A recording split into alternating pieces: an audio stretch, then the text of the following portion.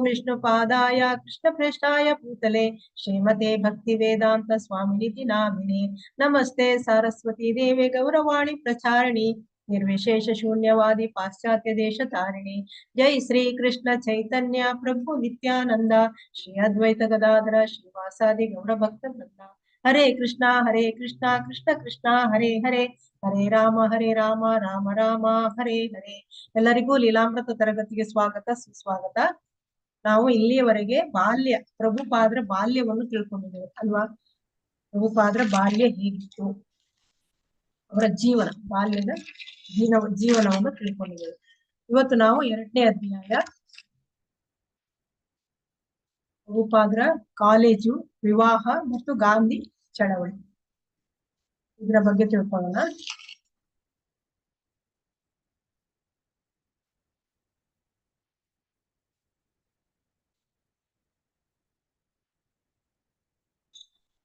ಬಾಲ್ಯದಲ್ಲಿ ನಾವು ಏನೇನ್ ತಿಳ್ಕೊಂಡ್ವಿ ಅಂತ ಒಮ್ಮೆ ಮೇಲ್ನೋಟಕ್ಕೆ ನೋಡಿ ಬರೋಣ. ಬಾಲ್ಯದಲ್ಲಿ ನಾವು ಅವರ ತಂದೆ ತಾಯಿಯ ಪರಿಚಯ ಅಲ್ವಾ. ಆಮೇಲೆ ಅವರ ಜನನ ಯಾವಾಗ ಆಯ್ತು, 1896ರಲ್ಲಿ ಆಯ್ತು. ಆಮೇಲೆ ಅವರ ಭವಿಷ್ಯ ನುಡಿತಾರೆ ಅಲ್ಲಿ ಜ್ಯೋತಿಷರು. 70ನೇ ವಯಸ್ಸಿನಲ್ಲಿ ಅವರು ಪಾಶ್ಚಾತ್ಯ ದೇಶಗಳಿಗೆ ಹೋಗ್ತಾರೆ.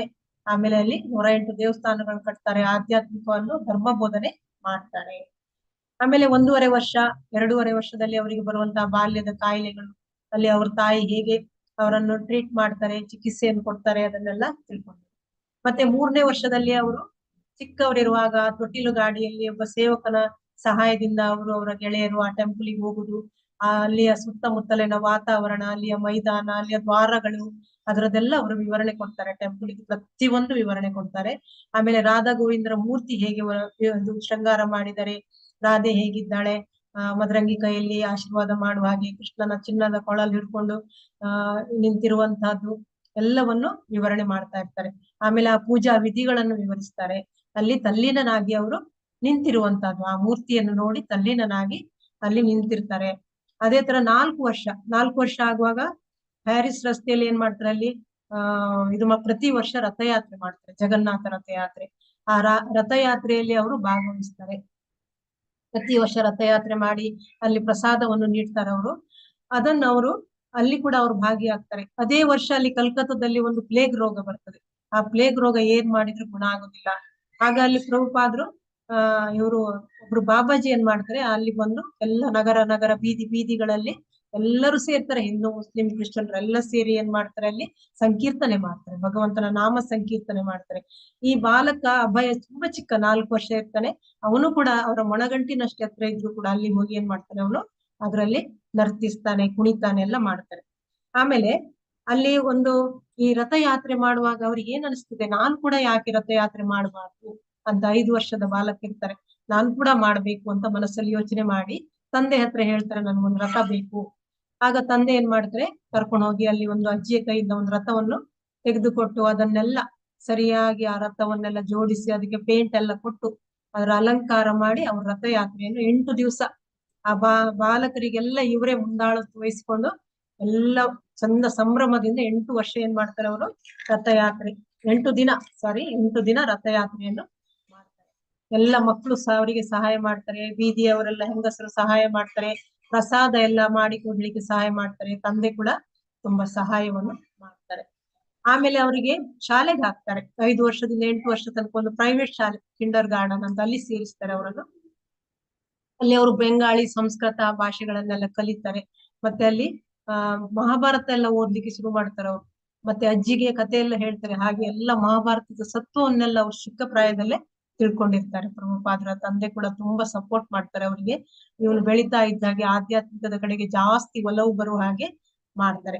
ಮತ್ತೆ 6ನೇ ವರ್ಷದಲ್ಲಿ ರಾಧಾಕೃಷ್ಣನ ಮೂರ್ತಿ ಬೇಕು ಅಂತ ಹೇಳ್ತಾರೆ, ಅದನ್ನು ತಂದು ಕೊಡ್ತಾರೆ, ಅದನ್ನು ಪೂಜಿಸ್ತಾ ಇರ್ತಾರೆ.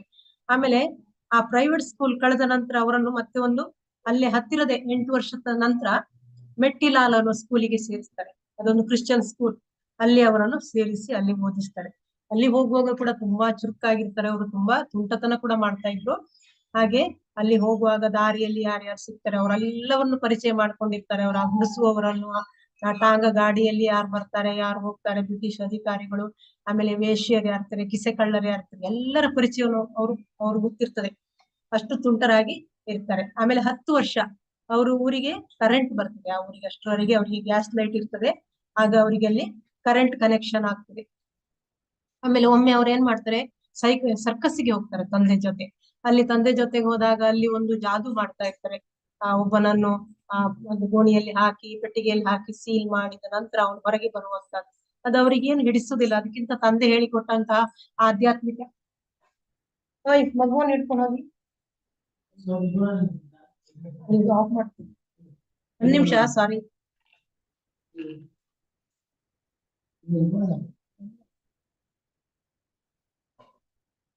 ಅಲ್ಲಿ ಅವರು ತಂದೆ ಹೇಳಿಕೊಟ್ಟಂತಹ ಆಧ್ಯಾತ್ಮಿಕ ಜ್ಞಾನ, ಅದೆಲ್ಲ ಚಟುವಟಿಕೆಗಳು ಅವ್ರಿಗೆ ಇಷ್ಟ ಅನಿಸ್ತದೆ. ಈ ಜಾದು ಎಲ್ಲ ಅವರಿಗೆ ಇಷ್ಟ ಅನಿಸುತ್ತಿಲ್ಲ. ಆಮೇಲೆ ಅವರ ತಾಯಿ ಕೂಡ ತುಂಬಾ ಪ್ರೀತಿಯಿಂದ ಅವರನ್ನು ನೋಡಿಕೊಳ್ತಾ ಇರ್ತಾರೆ. 13ನೇ ವಯಸ್ಸಿನಲ್ಲಿ ಅವರು ಹ್ಯಾರಿಸ್ ರಸ್ತೆಯಲ್ಲೆಲ್ಲ ಏನ್ ಮಾಡ್ತಾರೆ, ಸೈಕಲ್ ಸವಾರಿ, ತುಂಬಾ ಸೈಕಲ್ ಸವಾರಿ ಮಾಡೋದು ಇಷ್ಟ ಇರ್ತದೆ.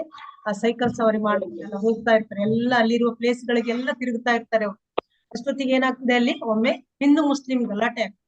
ಹಿಂದೂ ಮುಸ್ಲಿಂ ಗಲಾಟೆ ಆದಾಗ ಇವರು ಆ ಸೈಕಲ್ ತಗೊಂಡು ಹೋಗಿರ್ತಾರೆ, ತುಂಬಾ ದೂರ ಹೋಗಿರ್ತಾರೆ, ಇನ್ನು ಬರ್ಲಿಲ್ಲ ಅನ್ನೋ ಹೆದರಿಕೆ ಇರ್ತದೆ. ಅವರ ಸ್ನೇಹಿತ ಹೇಳ್ತಾನೆ, ಆ ದಾರಿಯಲ್ಲಿ ಹೋಗ್ಬೇಡ, ಮನೆಗೆ ಹೋಗ್ಬೇಡ ಅಂತ. ಇವ್ರೇನಿಸ್ತಾರೆ, ಮನೆ ಹತ್ರ ಕಿಸೆ ಕಳ್ಳರ ಜಗಳ ಇರ್ಬೋದು ಅಂತ. ಆದ್ರೆ ಕೂಡ ಇಲ್ಲಿ ಬರುವಾಗ ದೊಡ್ಡ ಗಲಾಟೆ, ಒಬ್ಬ ಚೂರಿ ಹಿಡ್ಕೊಂಡು ಇವ್ರನ್ನ ಕೊಲ್ಲಿಕ್ಕೆ ಬರ್ತಾನೆ. ಹೇಗೋ ತಪ್ಪಿಸಿಕೊಂಡು ಮನೆಗೆ ಓಡ್ತಾರೆ. ಆಮೇಲೆ 15 ವರ್ಷ ಆಗುವಾಗ ಅವರಿಗೊಮ್ಮೆ ಬೆರಿ ಅನ್ನುವ ಕಾಯಿಲೆ ಬರ್ತದೆ. ಅವರ ತಾಯಿಗೂ ಬರ್ತದೆ. ಆ ತಾಯಿ ಕಷ್ಟದಲ್ಲಿ ಇವರಿಗೆ ಚಿಕಿತ್ಸೆ ಮಾಡ್ತಾ ಇರ್ತಾರೆ. ಆಗ ಅದರ ನಂತರ 1 ವರ್ಷ, 16ನೇ ವರ್ಷ ಆಗುವಾಗ ಪ್ರಭುಪಾದರಿಗೆ ಅವರ ತಾಯಿ ಅಕಸ್ಮಾತ್ ಆಗಿ ತೀರಿ ಹೋಗ್ತಾರೆ. ಇದು ಅವರ ಬಾಲ್ಯದ ಸ್ಟೋರಿ. ಅಷ್ಟು ಕೊಟ್ಟಿದ್ದಾರೆ. ಇವತ್ತು ನಾವು ಪ್ರಭುಪಾದರ ಕಾಲೇಜು ಜೀವನವನ್ನು ನೋಡ್ಕೊಳ್ಳೋಣ. ಅಲ್ಲಿ ತಾಯಿ ತೀರಿದ ನಂತರ ತುಂಬಾ ತಂದೆ ಸಮಾಧಾನ ಮಾಡ್ತಾರೆ. ಅದೆಲ್ಲ ಕೃಷ್ಣನ ಕೃಪೆ, ಏನು ಆತ್ಮಕ್ಕೆ ಸಾವಿಲ್ಲ ಅಂತೆಲ್ಲ ಅವರು ಸಮಾಧಾನ ಮಾಡ್ತಾರೆ. ಇಲ್ಲಿ ಅವರ ಕಾಲೇಜು ಜೀವನ ಇವತ್ತು ಮತ್ತು ವಿವಾಹ ಮತ್ತು ಗಾಂಧಿ ಚಳವಳಿ. ಯಾರಾದ್ರೂ ಓದ್ತೀರಾ? ಸ್ಪಷ್ಟವಾಗಿ ಓದಿ, ಫುಲ್ ಸ್ಟಾಪ್ ಎಲ್ಲ ಕರೆಕ್ಟ್ ಕೊಟ್ಟು ಓದ್ತೀವಿ. ಹರೇ ಕೃಷ್ಣ. ಓದಿ. 1920ರಲ್ಲಿ ನಾನು ಗಾಂಧಿ ಚಳವಳಿಗೆ ಸೇರಿ ವಿದ್ಯಾಭ್ಯಾಸಕ್ಕೆ ಶರಣು ಹೊಡೆದೆ. ನಾನು BA ಪರೀಕ್ಷೆಯಲ್ಲಿ ಉತ್ತೀರ್ಣನಾಗಿದ್ದರೂ ಅದನ್ನು ಬಿಟ್ಟು ಪ್ರಶಸ್ತಿ ಪತ್ರ ಸ್ವೀಕರಿಸಲಿಲ್ಲ. ಶ್ರೀಲ ಪ್ರಭುಪಾದ 1914ರಲ್ಲಿ ಮೊದಲು ಮಹಾಯುದ್ಧ ಆರಂಭವಾದಾಗ ಅನೇಕ ಭಾರತೀಯರು ತಮ್ಮನ್ನು ಆ ಕಡೆ ಹೋಗ್ಬಿಟ್ಟಿದ್ದು ಮಾತಾಜಿ. 1914ರಲ್ಲಿ ಮೊದಲ ಮಹಾಯುದ್ಧ ಆರಂಭವಾದಾಗ ಅನೇಕ ಭಾರತೀಯರು ತಮ್ಮನ್ನು ಆಳುತ್ತಿದ್ದ ಬ್ರಿಟಿಷ್ ಸಾಮ್ರಾಜ್ಯದ ಪರವಾಗಿ ಯುದ್ಧಕಾರ್ಯದಲ್ಲಿ ಸೇರಿಕೊಂಡರು. ಪಾರ್ಕಿನ ರೇಸ್ ಕೋರ್ಸ್ ಮೈದಾನದಲ್ಲಿ ಬ್ರಿಟಿಷ್ ವಿಮಾನಗಳು ಬಂದಿಳಿಯುತ್ತಿದ್ದುದನ್ನು ಅಭಯ ನೋಡಿದ. ವೃತ್ತಪತ್ರಿಕೆಗಳು ಯುದ್ಧದ ವಿಷಯವಾಗಿ ಬರೆದವು, ಆದರೆ ಅದು ಅಭಯನ ಮೇಲೆ ನೇರ ಪರಿಣಾಮವನ್ನೇನು ಮಾಡಲಿಲ್ಲ. 1916ರಲ್ಲಿ ಕಾಲೇಜಿಗೆ ಸೇರಿದ. ಆಗ ಕಲ್ಕತ್ತೆಯಲ್ಲಿದ್ದ ಪ್ರತಿಷ್ಠಿತ ಕಾಲೇಜುಗಳು 2: ಪ್ರೆಸಿಡೆನ್ಸಿ ಕಾಲೇಜು ಮತ್ತು ಸ್ಕಾಟಿಷ್ ಚರ್ಚಸ್ ಕಾಲೇಜು. ಅಭಯ ಸ್ಕಾಟಿಷ್ ಚರ್ಚಸ್ ಕಾಲೇಜಿಗೆ ಸೇರಿದ. ಅದು ಕ್ರೈಸ್ತ ಕಾಲೇಜ್ ಆಗಿದ್ದರೂ ಬಂಗಾಳದಲ್ಲಿ ಹೆಸರುವಾಸಿಯಾದ ಕಾಲೇಜ್ ಆಗಿತ್ತು. ಅನೇಕ ವೈದ್ಯ ಕುಟುಂಬಗಳು ತಮ್ಮ ಮಕ್ಕಳನ್ನು ಅಲ್ಲಿಗೆ ಕಳಿಸುತ್ತಿದ್ದರು. ಬಹುತೇಕ ಸ್ಕಾಟ್ಲೆಂಡ್ ಚರ್ಚಿನ ಪಾದ್ರಿಗಳು ಅಲ್ಲಿ ಪ್ರಾಧ್ಯಾಪಕರಾಗಿದ್ದು ಅವರೆಲ್ಲ ಸಮಾಹಿತ ಚಿತ್ತದವರು, ನೈತಿಕ ಪ್ರಜ್ಞೆಯುಳ್ಳವರು ಆಗಿದ್ದರು. ಹುಡುಗರಿಗೆ ಅಲ್ಲಿ ಒಳ್ಳೆಯ ಶಿಕ್ಷಣ ದೊರೆಯುತ್ತಿತ್ತು. ಅದು ಸೂಕ್ತವು ಗೌರವ ಮಾತಾಜಿ ಆನ್ರೆಸ್ ಬಂದಿದೆ ಒಂಚೂರು ಗೌರವಯುತವೂ ಆದ ಕಾಲೇಜ್ ಆಗಿತ್ತು. ಹ್ಯಾರಿಸನ್ ರಸ್ತೆಗೆ ಅಷ್ಟೇನೋ ದೂರದಲ್ಲಿ ಇಲ್ಲದಿದ್ದುದರಿಂದ ಉತ್ತರ ಕಲ್ಕತ್ತೆಯಲ್ಲಿದ್ದ ಆ ಕಾಲೇಜಿಗೆ ಮನೆಯಿಂದಲೇ ಮಗನು ಹೋಗಿ ಬರುವಂತೆ ಗೌರಮೋಹನರು ಏರ್ಪಾಡು ಮಾಡಿದರು. ಅರ್ಥ ಆಗ್ತಿದೆ ಮತ್ತೆ ಓದೋದು? ಇದೊಂದು ಪ್ಯಾರಾಗ್ರಾಫ್ ಓದಿ ಮತ್ತೆ ನೆಕ್ಸ್ಟ್. ವಿದ್ಯೆಯ ನೆಪದಲ್ಲಿ ಪಶ್ಚಿಮದ ಭ್ರಷ್ಟತೆಗೆ ಒಳಗಾಗಬಾರದೆಂದು ಕಾರಣ ಗೌರಮೋಹನರ ಮಗನನ್ನು ಲಂಡನ್ಗೆ ಕಳಿಸಬಾರದೆಂದು ಮೊದಲಿಗೆ ತೀರ್ಮಾನಿಸಿದರು. ಅಭಯನು ಶ್ರೀಮತಿ ರಾಧಾರಾಣಿ ಮತ್ತು ದೇವೋತ್ತಮ ಕೃಷ್ಣನ ಶುದ್ಧ ಭಕ್ತನಾಗಬೇಕೆಂಬುದು ಅವರ ಬಯಕೆಯಾಗಿತ್ತು. ಅತ್ತ ತಮ್ಮ ಮಗನನ್ನು ಒಬ್ಬ ಗುರು ಬ್ರಹ್ಮಚಾರಿ ಶಿಷ್ಯನಾಗಿ ಮಾಡುವುದು ಅವರಿಗೆ ಇಷ್ಟವಿರಲಿಲ್ಲ. ಅಂತ ಸೂಕ್ತ ಗುರು ತಾನೇ ಹರೇ ಕೃಷ್ಣ ಮಾತಾಜಿ, ಧನ್ಯವಾದಗಳು. ಧನ್ಯವಾದಗಳು. ಓದ್ಲಾ ಮಾತಾಜಿ? ಓದಿ ಮಾತಾಜಿ, ಗೀತಾ ಮಾತಾಜಿ ಓದಿ. ಭಕ್ತನಾಗಬೇಕೆಂಬುದು ಅವರ ಬಯಕೆಯಾಗಿತ್ತು. ಅಂತಹ ಸೂಕ್ತ ಗುರು ತಾನೇ. ಓದಿ ಮಾತಾಜಿ, ನೀವೇ ಓದಿ. ನೀವು ಓದಿ, ನೆಕ್ಸ್ಟ್ ಅವ್ರು ಓದಿ, ಆಯ್ತಾ? ಓದಿ, ಒಬ್ರು ಓದಿ. ಮಾತಾಜಿ ಓದಿ. ಅಭಯನು ಶ್ರೀಮತಿ ರಾಧಾರಾಣಿ ಮತ್ತು ದೇವೋತ್ತಮ ಕೃಷ್ಣರ ಶುದ್ಧಾಂಗ ಭಕ್ತನಾಗಬೇಕೆಂಬುದು ಅವರ ಬಯಕೆಯಾಗಿತ್ತು. ಅತ್ತ ತಮ್ಮ ಮಗನನ್ನು ಒಬ್ಬ ಗುರುವಿನ ಬ್ರಹ್ಮಚಾರಿ ಶಿಷ್ಯನನ್ನಾಗಿ ಮಾಡುವುದು ಅವರಿಗೆ ಇಷ್ಟವಿರಲಿಲ್ಲ. ಅಂತಹ ಸೂಕ್ತ ಗುರು ತಾನೇ ಎಲ್ಲಿಂದ ಬರಬೇಕು? ಗೌರವ ಮೋಹನರು ಕಂಡಿದ್ದ ಯೋಗಿಗಳು ಮತ್ತು ಸ್ವಾಮಿಗಳು ಅಂತಹ ನಂಬಿಕೆಯ ಸ್ಫೂರ್ತಿಯನ್ನೇನೂ ಬಿತ್ತಿರಲಿಲ್ಲ. ಆಧ್ಯಾತ್ಮಿಕ ಜೀವನದ ಎಲ್ಲ ತತ್ವಗಳನ್ನೂ ಮಗ ಉಳಿಸಿಕೊಳ್ಳಬೇಕೆಂಬುದು ಅವರ ಆಶಯವಾಗಿತ್ತು. ಆದರೆ ಮಗ ವಿವಾಹಿತನಾಗಬೇಕು, ಜೀವನಕ್ಕೆ ಉದ್ಯೋಗವನ್ನು ಹಿಡಿಯಬೇಕು ಎಂಬುದು ಅವರಿಗೆ ಗೊತ್ತಿತ್ತು. ಹೀಗಾಗಿ ಮಗನಿಗೆ ಕೊಡಬಹುದಾದ ಪ್ರಬಲ ರಕ್ಷಣೆ ಎಂದರೆ ಅವನನ್ನು ಸ್ಕಾಟಿಷ್ ಚರ್ಚಸ್ ಕಾಲೇಜ್ಗೆ ಸೇರಿಸುವುದು ಎಂದು ಅವರು ತಿಳಿದಿದ್ದರು. ಸ್ಕಾಟಿಷ್ ಕಾಲೇಜನ್ನು ಸ್ಥಾಪಿಸಿದವನು 1830ರಲ್ಲಿ ಕಲ್ಕತ್ತೆಗೆ ಬಂದ ಅಲೆಕ್ಸಾಂಡರ್ ಡವ್ ಎಂಬ ಪಾದ್ರಿ. ಭಾರತೀಯರು ಪಾಶ್ಚಾತ್ಯ ನಾಗರಿಕತೆಯನ್ನು ಮೆಚ್ಚುವಂತೆ ಮಾಡಿದವರಲ್ಲಿ ಮೊದಲಗನಾದ ಆತ ಜನರಲ್ ಅಸೆಂಬ್ಲಿ ಇನ್ಸ್ಟಿಟ್ಯೂಷನ್ ಎಂಬ ಸಂಸ್ಥೆಯನ್ನು ಸ್ಥಾಪಿಸಿದ್ದ. ಅದರ ಆಶಯ ಇದು: ಇಂಗ್ಲಿಷನ್ನು ಬೋಧನೆ ಮಾಧ್ಯಮವಾಗಿರಿಸಿಕೊಂಡು ಪಾಶ್ಚಾತ್ಯ ತತ್ವಗಳ ಆಧಾರದ ಮೇಲೆ ಒಮ್ಮೆಗೆ ಧಾರ್ಮಿಕವೂ ಮುಕ್ತವೂ ಆದ ಶಿಕ್ಷಣದ ಮೂಲಕವಾಗಿ ಉನ್ನತ ಶಿಕ್ಷಣ ಮಟ್ಟದಲ್ಲಿ ಕ್ರೈಸ್ತ ಧರ್ಮವನ್ನು ಪ್ರಚಾರ ಮಾಡುವುದು. ಶ್ರೀಲ ಪ್ರಭುಪಾದರು: ನಾವು ಪ್ರಾಧ್ಯಾಪಕರುಗಳನ್ನು ತಂದೆಯ ಸಮಾನರೆಂದು ಗೌರವಿಸುತ್ತಿದ್ದೆವು. ಪ್ರಾಧ್ಯಾಪಕರ ಮತ್ತು ವಿದ್ಯಾರ್ಥಿಗಳ ನಡುವಣ ಸಂಬಂಧ ತುಂಬಾ ಸೌಹಾರ್ದಯುತವಾಗಿತ್ತು. ಉಪಕುಲಪತಿ ಪ್ರೊಫೆಸರ್ WS ಉರ್ಕುಹಟ್ ಶುದ್ಧರೂ ದಯಾಪರರೂ ಆದ ಸಂಭಾವಿತ ವ್ಯಕ್ತಿಗಳಾಗಿದ್ದರು. ಅವರೊಂದಿಗೆ ನಾವು ತಮಾಷೆಯ ಮಾತುಗಳನ್ನು ಕೆಲವೊಮ್ಮೆ ಆಡಿದ್ದುಂಟು. ನಾನು ಮೊದಲನೆಯ ವರ್ಷ ಇಂಗ್ಲಿಷ್ ಸಂಸ್ಕೃತಗಳನ್ನು, ಎರಡನೆಯ ವರ್ಷ ಸಂಸ್ಕೃತ ಮತ್ತು ತತ್ವಜ್ಞಾನಗಳನ್ನು ಅಧ್ಯಯನ ಮಾಡಿದೆ. ಅನಂತರ ತತ್ವಶಾಸ್ತ್ರ, ಅರ್ಥಶಾಸ್ತ್ರಗಳನ್ನು ಆರಿಸಿಕೊಂಡೆ. ಇನ್ನೊಬ್ಬರು ಪ್ರಾಧ್ಯಾಪಕರು ಪ್ರೊಫೆಸರ್ JC ಸ್ಕ್ರಿಮ್ಜರ್. ಅವರು ಆಂಗ್ಲ ಸಾಹಿತ್ಯದ ಪ್ರಾಧ್ಯಾಪಕರಾಗಿದ್ದರು. ಆಂಗ್ಲ ಸಾಹಿತ್ಯವನ್ನು ಬೋಧಿಸುವ ಸಮಯದಲ್ಲಿ ಅದಕ್ಕೆ ಹೊಂದುವ ಬಂಕಿಮಚಂದ್ರ ಚಟರ್ಜಿಯವರ ಮಾತುಗಳನ್ನು ಉಲ್ಲೇಖಿಸುತ್ತಿದ್ದರು. ಹೌದು, ನಿಮ್ಮ ಬಂಕಿಮ ಬಾಬು ಹೀಗೆ ಹೇಳುತ್ತಾರೆ ಎನ್ನುತ್ತಿದ್ದರು. ಅವರು ಬಂಕಿಮಚಂದ್ರರ ಸಾಹಿತ್ಯವನ್ನು ಓದಿಕೊಂಡಿದ್ದರು. ಬಂಕಿಮರನ್ನು ವಾಲ್ಟರ್ ಸ್ಕಾಟ್ಗೆ ಹೋಲಿಸುತ್ತಿದ್ದರು. ಆ ಕಾಲದಲ್ಲಿ ಚಾರ್ಲ್ಸ್ ಡಿಕೆನ್ಸ್ ಮತ್ತು ಸರ್ ವಾಲ್ಟರ್ ಸ್ಕಾಟ್ ಇಬ್ಬರು ಪ್ರಸಿದ್ಧ ಸಾಹಿತಿಗಳಾಗಿದ್ದರು. ಆದ್ದರಿಂದ ಇಬ್ಬರು ಕಾದಂಬರಿಕಾರರ ಬಗೆಗೆ ಅವರು ಪಾಠ ಹೇಳಿದರು. ನಮ್ಮ ಸಂಬಂಧವು ಮಧುರವಾಗಿತ್ತು. ಅಭಯ ಇಂಗ್ಲಿಷ್ ಸಂಘದ ಸದಸ್ಯನಾಗಿದ್ದ. ತನ್ನ ಸಹಪಾಠಿಗಳಿಗೆ ಕೀಟ್ಸ್, ಶೆಲ್ಲಿ ಮತ್ತಿತರ ಕವಿಗಳ ಕಾವ್ಯಗಳನ್ನು ವಾಚಿಸುತ್ತಿದ್ದ. ಸಂಸ್ಕೃತ ಸಂಘದ ಸದಸ್ಯನಾಗಿದ್ದ ಅಭಯ ಗೀತೆಯ ವಾಚನವನ್ನೂ ಮಾಡುತ್ತಿದ್ದ. ಭಗವಾನ್ ಕೃಷ್ಣನ ವಿಶ್ವರೂಪ ದರ್ಶನವನ್ನು ವಿವರಿಸುವ ಭಗವದ್ಗೀತೆಯ 11ನೇ ಅಧ್ಯಾಯವನ್ನು ಎಷ್ಟು ಚೆನ್ನಾಗಿ ವಾಚಿಸಬಲ್ಲವನೆಂಬುದನ್ನು ಅಭಯನ ಕೆಲವು ಸಹಪಾಠಿಗಳು ವಿಶೇಷವಾಗಿ ಹೇಳುತ್ತಿದ್ದರು. ಅಭಯ ಫುಟ್ಬಾಲ್ ಆಡುತ್ತಿದ್ದ. ನಾಟಕಗಳಲ್ಲೂ ಭಾಗವಹಿಸುತ್ತಿದ್ದ. ಧನ್ಯವಾದಗಳು. ನೆಕ್ಸ್ಟ್ ಕೃಷ್ಣ. ಹರೇ ಕೃಷ್ಣ.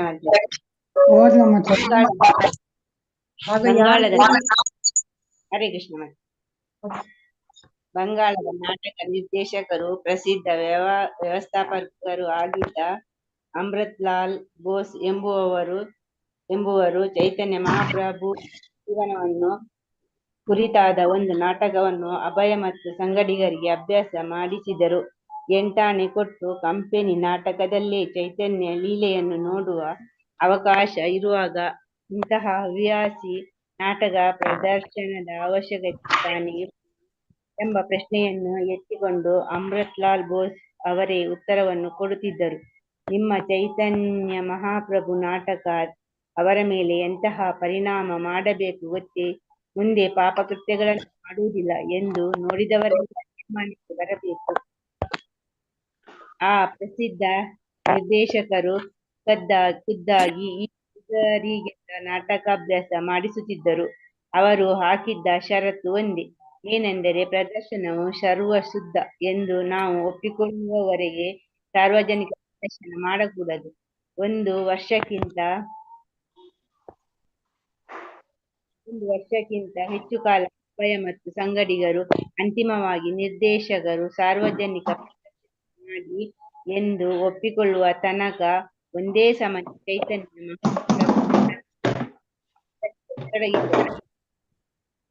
ಪಾತ್ರ ಅಭಯನದು.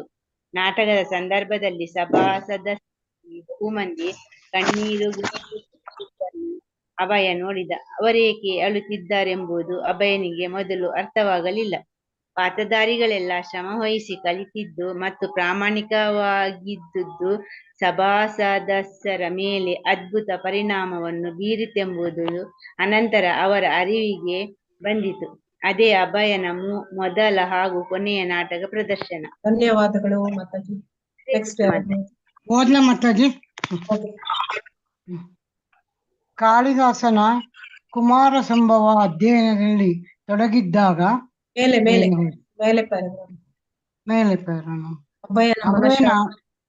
ಅಭಯನ ಮನಃಶಾಸ್ತ್ರ ಪ್ರಾಧ್ಯಾಪಕ ಉರ್ಖರ್ಟ್ ಅವರು ಹೆಣ್ಣಿನ ಮಿದುಳಿನ ತೂಕ ಗಂಡಸಿನದಕ್ಕಿಂತ ಕಡಿಮೆಯದೆಂದು ಸಾಕ್ಷ್ಯಾಧಾರದಿಂದ ವಿವರಿಸಿದರು.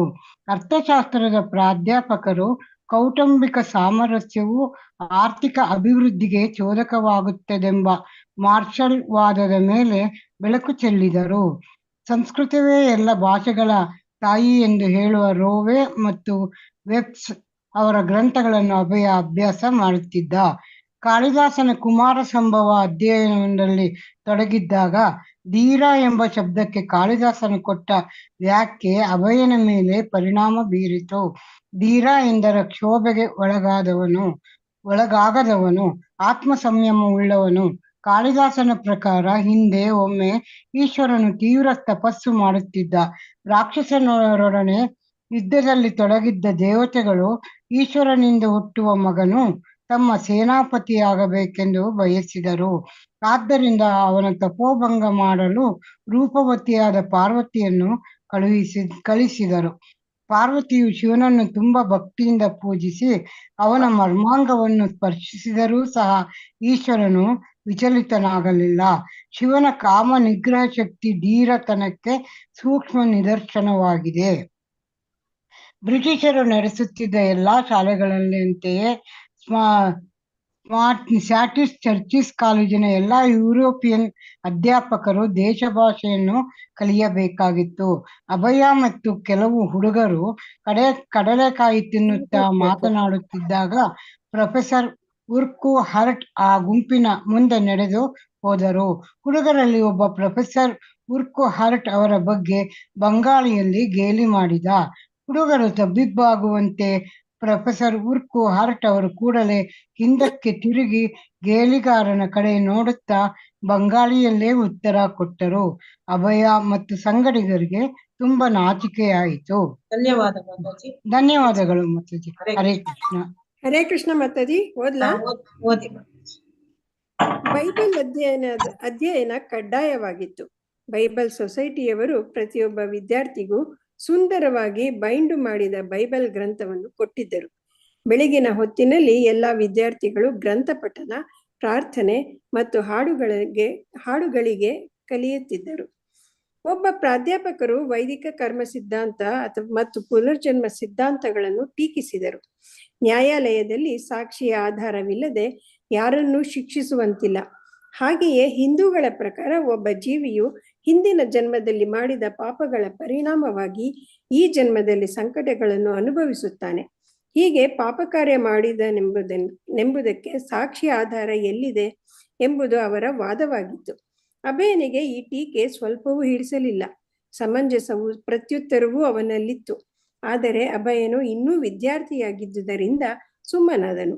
ಸಾಮಾಜಿಕವಾಗಿ ಅವನು ಕೆಳಗಿನ ಸ್ತರದಲ್ಲಿದ್ದ. ಅಲ್ಲದೆ ಆಗ ಒಬ್ಬ ಪ್ರಾಧ್ಯಾಪಕನಿಗೆ ಸೆಡ್ಡು ಹೊಡೆದು ನಿಲ್ಲಲು ಅವಕಾಶವೇ ಇರಲಿಲ್ಲ. ಆದರೂ ಆತನಿಗೆ ಪ್ರಾಧ್ಯಾಪಕರ ಕರ್ಮ ವಿರೋಧಿವಾದವು ತುಂಬಾ ದುರ್ಬಲವಾದುದೆಂದು ಗೊತ್ತಿತ್ತು. ಸಾಕ್ಷಿ ಇದ್ದಾನೆಂಬುದು ಅವನಿಗೆ ಗೊತ್ತಿತ್ತು. ಕೆಲವರು ವಿದ್ಯಾರ್ಥಿಗಳು ಸಣ್ಣ ಸಣ್ಣ ಹಳ್ಳಿಗಳಿಂದ ಕಲ್ಕತ್ತೆಗೆ ಬಂದಿದ್ದರು. ಆದ್ದರಿಂದ ಅಪಾರ ಸಂಖ್ಯೆಯ ಯುರೋಪಿಯನ್ನರನ್ನು ಕಲ್ಕತ್ತಾ ಮಹಾನಗರವನ್ನು ಅವರು ದಿಗ್ಭ್ರಮೆಯಿಂದಲೂ ಹೆದರಿಕೆಯಿಂದಲೂ ನೋಡುತ್ತಿದ್ದರು. ಆದರೆ ಅಭಯನಿಗೆ ಬ್ರಿಟಿಷರೆಂದರೆ ಅಂತಹ ಭಾವವಿರಲಿಲ್ಲ. ಅಲ್ಲದೆ ಸ್ಕಾಟಿಷ್ ಚರ್ಚಿಸ್ ಕಾಲೇಜಿನ ಅಧ್ಯಾಪಕರ ಬಗೆಗೆ ಸ್ವಲ್ಪ ಮಟ್ಟಿನ ಮಮತೆಯೂ ಇತ್ತು. ಅವನ ನೋಟದಲ್ಲಿ ಭಯ, ಅಂತರ ಮತ್ತು ಉದ್ವೇಗಗಳ ಮಿಶ್ರಣ ಇರಲಿಲ್ಲವೆಂದಲ್ಲ. ಆದರೂ ಅದರ ನೈತಿಕ ಸ್ಥೈರ್ಯ ಮತ್ತು ಹುಡುಗರೊಂದಿಗೆ ಅವರ ಸಭ್ಯ ಹಾರ್ದಿಕ ನಡವಳಿಕೆಗಳನ್ನು ಅವನು ಶ್ಲಾಘಿಸುತ್ತಿದ್ದನು. ಅವನಿಗೆ ಆ ಅಧ್ಯಾಪಕರೆಲ್ಲ ಕರುಣಾರ್ದ್ರ ಹೃದಯರಂತೆ ತೋರುತ್ತಿದ್ದರು. ಸ್ಕಾಟ್ಲೆಂಡಿನವನೇ ಆದ ಬಂಗಾಳದ ಗವರ್ನರನು ಒಂದು ಸಲ ಸ್ಕಾಟಿಷ್ ಚರ್ಚಿಸ್ ಕಾಲೇಜಿಗೆ ಬಂದು ಎಲ್ಲಾ ತರಗತಿಗಳಿಗೂ ಭೇಟಿ ನೀಡಿದ. 150 ವಿದ್ಯಾರ್ಥಿಗಳಿದ್ದ ಕೋಣೆ ವಿಶಾಲವಾಗಿತ್ತು. ಆದರೆ ಅಭಯ್ ಮುಂದಿನ ಸಾಲಿನಲ್ಲಿ ಕುಳಿತಿದ್ದುದರಿಂದ ಮಾರ್ಕಿಸ್ ಆಫ್ ಜೆಟ್ಲ್ಯಾಂಡ್ ಎಂಬ ಪ್ರಸಿದ್ಧ ಗವರ್ನರನ್ನು ನನ್ನ ಹತ್ತಿರದಿಂದ ನೋಡುವ ಅವಕಾಶ ಪಡೆದಿದ್ದನು. ಯುರೋಪಿಯನ್ ಮತ್ತು ಭಾರತೀಯ ವಿದ್ಯಾರ್ಥಿಗಳ ನಡುವೆ ಕಟ್ಟುನಿಟ್ಟಾದ ಸಾಮಾಜಿಕ ಅಂತರವಿರುವ ತತ್ವದ ಆಧಾರದ ಮೇಲೆ ಕಾಲೇಜು ಕೆಲಸ ಮಾಡುತ್ತಿತ್ತು.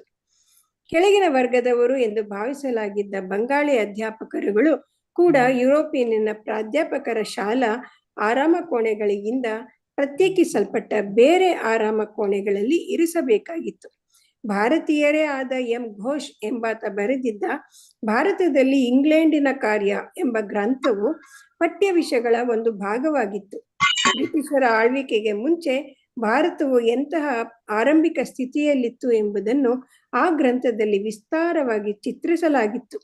ವಿದ್ಯಾರ್ಥಿಗಳ ನಿಧಾನಗತಿಯಿಂದ ನಿರಾಶೆಗೊಂಡ ಅರ್ಥಶಾಸ್ತ್ರ ಪ್ರಾಧ್ಯಾಪಕರು ಕೆಲವು ವೇಳೆ ಹುಡುಗರ ಮೇಲೆ ರೇಗುತ್ತಿದ್ದರು.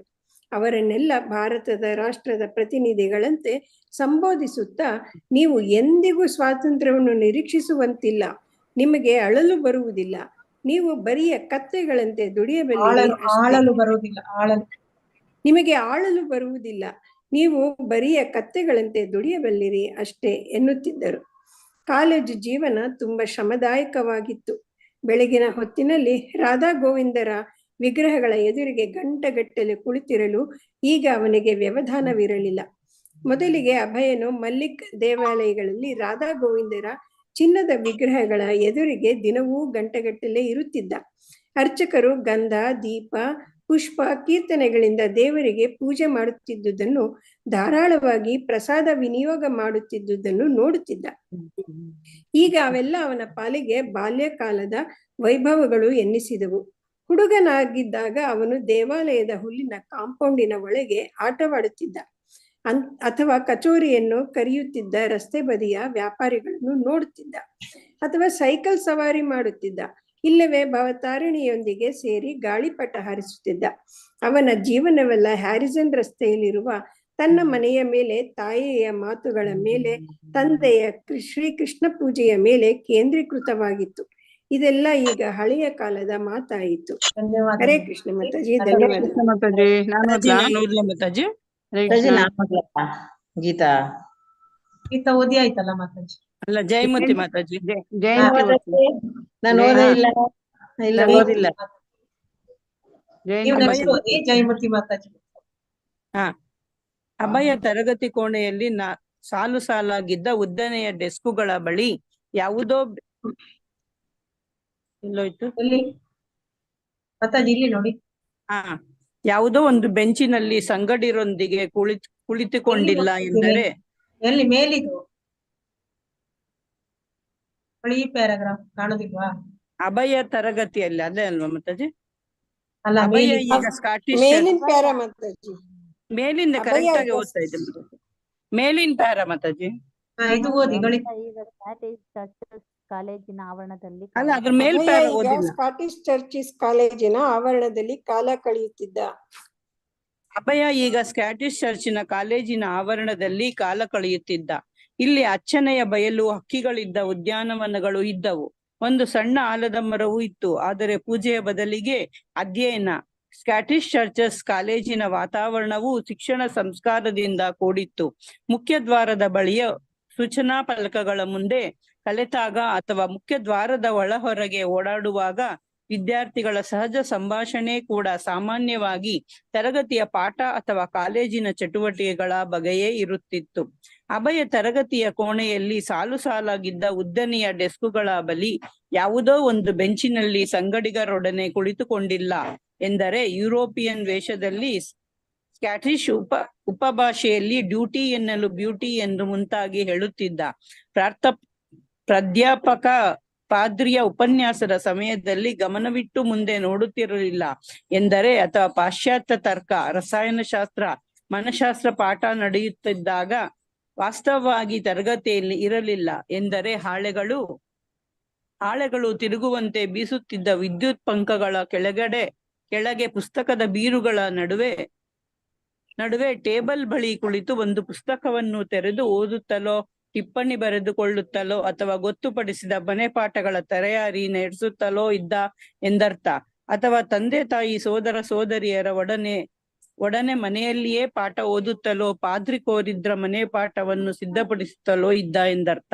ವರ್ಷಗಳ ಹಿಂದೆ ತಂದೆಯನ್ನು ಒತ್ತಾಯಿಸಿ ತೆಗೆಸಿಕೊಂಡಿದ್ದ ಶ್ರೀಕೃಷ್ಣ ವಿಗ್ರಹದ ಪೂಜೆಯನ್ನು ಕೈ ಬಿಡಬೇಕಾಗಿ ಬಂದಿತ್ತು. ಆ ವಿಗ್ರಹಗಳು ಮುಚ್ಚಿದ ಪೆಟ್ಟಿಗೆಯಲ್ಲಿ ವಿಶ್ರಾಂತಿ ಪಡೆಯುತ್ತಿದ್ದವು. ತನ್ನ ಮುದ್ದಿನ ಮಗ ಬಾಲ್ಯಕಾಲದ ಧಾರ್ಮಿಕ ಚಟುವಟಿಕೆಗಳಲ್ಲಿ ಪಾಲ್ಗೊಳ್ಳುತ್ತಿಲ್ಲ ಎಂದು ತಂದೆ ಗೌರಮೋಹನರಿಗೆ ನೋವೇನೂ ಆಗಲಿಲ್ಲ. ಮಗ ನಡವಳಿಕೆಯಲ್ಲಿ ಶುಭ್ರನಾಗಿದ್ದು ತನ್ನ ಸಂಸ್ಕೃತಿಯನ್ನು ಜರೆದು ಪಾಶ್ಚಾತ್ಯ ವಿಚಾರಧಾರೆಯನ್ನು ಅಳವಡಿಸಿಕೊಂಡಿದ್ದು ಮತ್ತು ಸ್ಕಾಟಿಷ್ ಚರ್ಚಸ್ ಕಾಲೇಜಿನಂತ ಪ್ರತಿಷ್ಠಿತ ಕಾಲೇಜಿನ ವಿದ್ಯಾರ್ಥಿಯಾಗುವುದರಿಂದ ಅನೈತಿಕ ವರ್ತನೆಗಳ ಜಾಲಕ್ಕೆ ಸಿಕ್ಕದೇ ಇದ್ದುದು ತಂದೆಗೆ ಗೊತ್ತಿತ್ತು.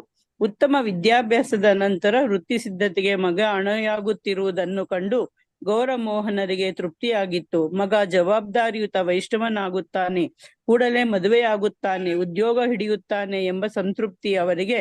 ರೂಪೇಂದ್ರನಾಥ ಮಿಶ್ರ ಅಭಯನ ಸಹಪಾಠಿಗಳಲ್ಲಿ ಒಂದ್ ನಿಮಿಷ ಮತ್ತೆ ಬೇರೆ ಯಾರಿಗಾದ್ರು ಕೊಡಿ. ನೆಕ್ಸ್ಟ್ ಓದಿ. ಹರೇ ಕೃಷ್ಣ ಮಾತಾಜಿ. ಹಾ, ಉಪೇಂದ್ರನಾಥ ಮಿಶ್ರ ಅಭಯನ ಗಟ್ಟಿ ಸಹಪಾಠಿಗಳಲ್ಲಿ ಓದ್ಬೇಕು, ವಾಯ್ಸ್ ಕೇಳೋದಿಲ್ಲ. ಕೇಳಿಸ್ತಾ ಇಲ್ಲ ಮಾತಾಜಿ? ಹರೇ ಫೋನ್ ಕೃಷ್ಣ. ಹತ್ರ ಇಟ್ಕೊಡಿ. ಹಾ, ಉಪೇಂದ್ರನಾಥ ಮಿಶ್ರ ಅಭಯನ ಸಹಪಾಠಿಗಳಲ್ಲಿ ಒಬ್ಬನಾಗಿದ್ದು ಆತ್ಮೀಯ ಸ್ನೇಹ ವರ್ಗಕ್ಕೆ ಸೇರಿದ್ದ. ಅಭಯ, ಉಪೇಂದ್ರನಾಥ ಮಿಶ್ರ ಇಬ್ಬರಿಗೂ ಒಟ್ಟಿಗೆ ಆಧ್ಯಾತ್ಮ ಅಭ್ಯಾಸ ಮಾಡುತ್ತಿದ್ದರು. ಸಭಾಂಗಣದಲ್ಲಿ ಬೈಬಲ್ ತರಗತಿ ನಡೆಯುತ್ತಿದ್ದಾಗ ಕಡ್ಡಾಯದ ಪ್ರಾರ್ಥನೆಯಲ್ಲಿ ಒಟ್ಟಿಗೆ ಭಾಗವಹಿಸುತ್ತಿದ್ದರು.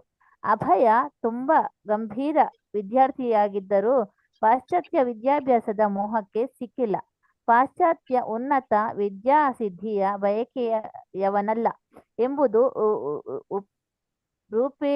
ರೂಪೇನ್ಗೆ ಅರ್ಥವಾಯಿತು. ನನಗೆ ಇದೆಲ್ಲ ಹಿಡಿಸುವುದಿಲ್ಲ ಎಂದು ಅಭಯ ರೂಪೇನನಿಗೆ ಆಪ್ತವಾಗಿ ಹೇಳುತ್ತಿದ್ದ.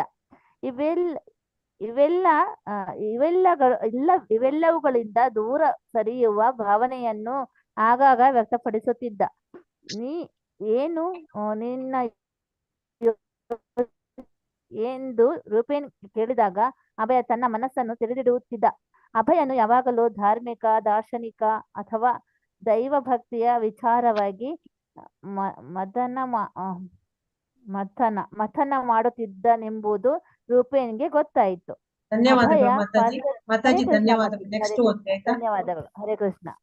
ಹರೇ ಕೃಷ್ಣ ಮಾತಾಜಿ. ಅಭಯ ಪಾಶ್ಚಾತ್ಯ ದಾರ್ಶನಿಕರ, ವಿಜ್ಞಾನಿಗಳ ವಿಚಾರಧಾರೆಯನ್ನು ಅಧ್ಯಯನ ಮಾಡಿದ. ಆದರೆ ಅವುಗಳ ಬಗೆಗೆ ಅವನಿಗೆ ಹೇಳಿಕೊಳ್ಳುವಂತಹ ಮೋಹ ಉಂಟಾಗಲಿಲ್ಲ. ಎಷ್ಟೆಂದರೂ ಅದೆಲ್ಲ ಊಹಾತ್ಮಕ ನೆಲೆಯವು. ಅವುಗಳ ತೀರ್ಮಾನಗಳು ತಂದೆಯಿಂದ ಮತ್ತು ವೈದಿಕ ಗ್ರಂಥಗಳಿಂದ ತನಗೆ ಒದಗಿ ಬಂದ ವೈಷ್ಣವ ಸಂಸ್ಕಾರಗಳ ಭಕ್ತಿಯ ಲಹರಿ ಮತ್ತು ಚೈತನ್ಯಗಳ ಮಟ್ಟಕ್ಕೆ ಏರಿರಲಿಲ್ಲ. ಹಠಕ್ಕನೆ ಸಿಕ್ಕ ಪಾಶ್ಚಾತ್ಯ ಜ್ಞಾನಾನಿಧಿ ಕೆಲವರಲ್ಲಿ ಆಳವಾದ ಅಧ್ಯಯನದ ಲಾಲಸೆಯನ್ನು ಹುಟ್ಟಿಸಿದ್ದರೆ ಇನ್ನು ಕೆಲವರಲ್ಲಿ ಉತ್ತಮ ಶ್ರೇಣಿ ವೃತ್ತಿ ಪ್ರಗತಿಗಳ ಆಸೆಯನ್ನು ಹುಟ್ಟಿಸಿತ್ತು. ಆದರೆ ಅಭಯ ಇವೆರಡರಿಂದಲೂ ದೂರವೇ ಇದ್ದ. ಖಂಡಿತವಾಗಿ ಅವನ ಮನಸ್ಸಿನ ಆಳದಲ್ಲಿ ಬರುತ್ತಿದ್ದ ಚಿಂತನೆ ಎಂದರೆ ಯಾವಾಗಲೂ ಧಾರ್ಮಿಕ, ದಾರ್ಶನಿಕ ಅಥವಾ ದೈವಭಕ್ತಿಯ ಏನೋ ಒಂದು ವಿಷಯ.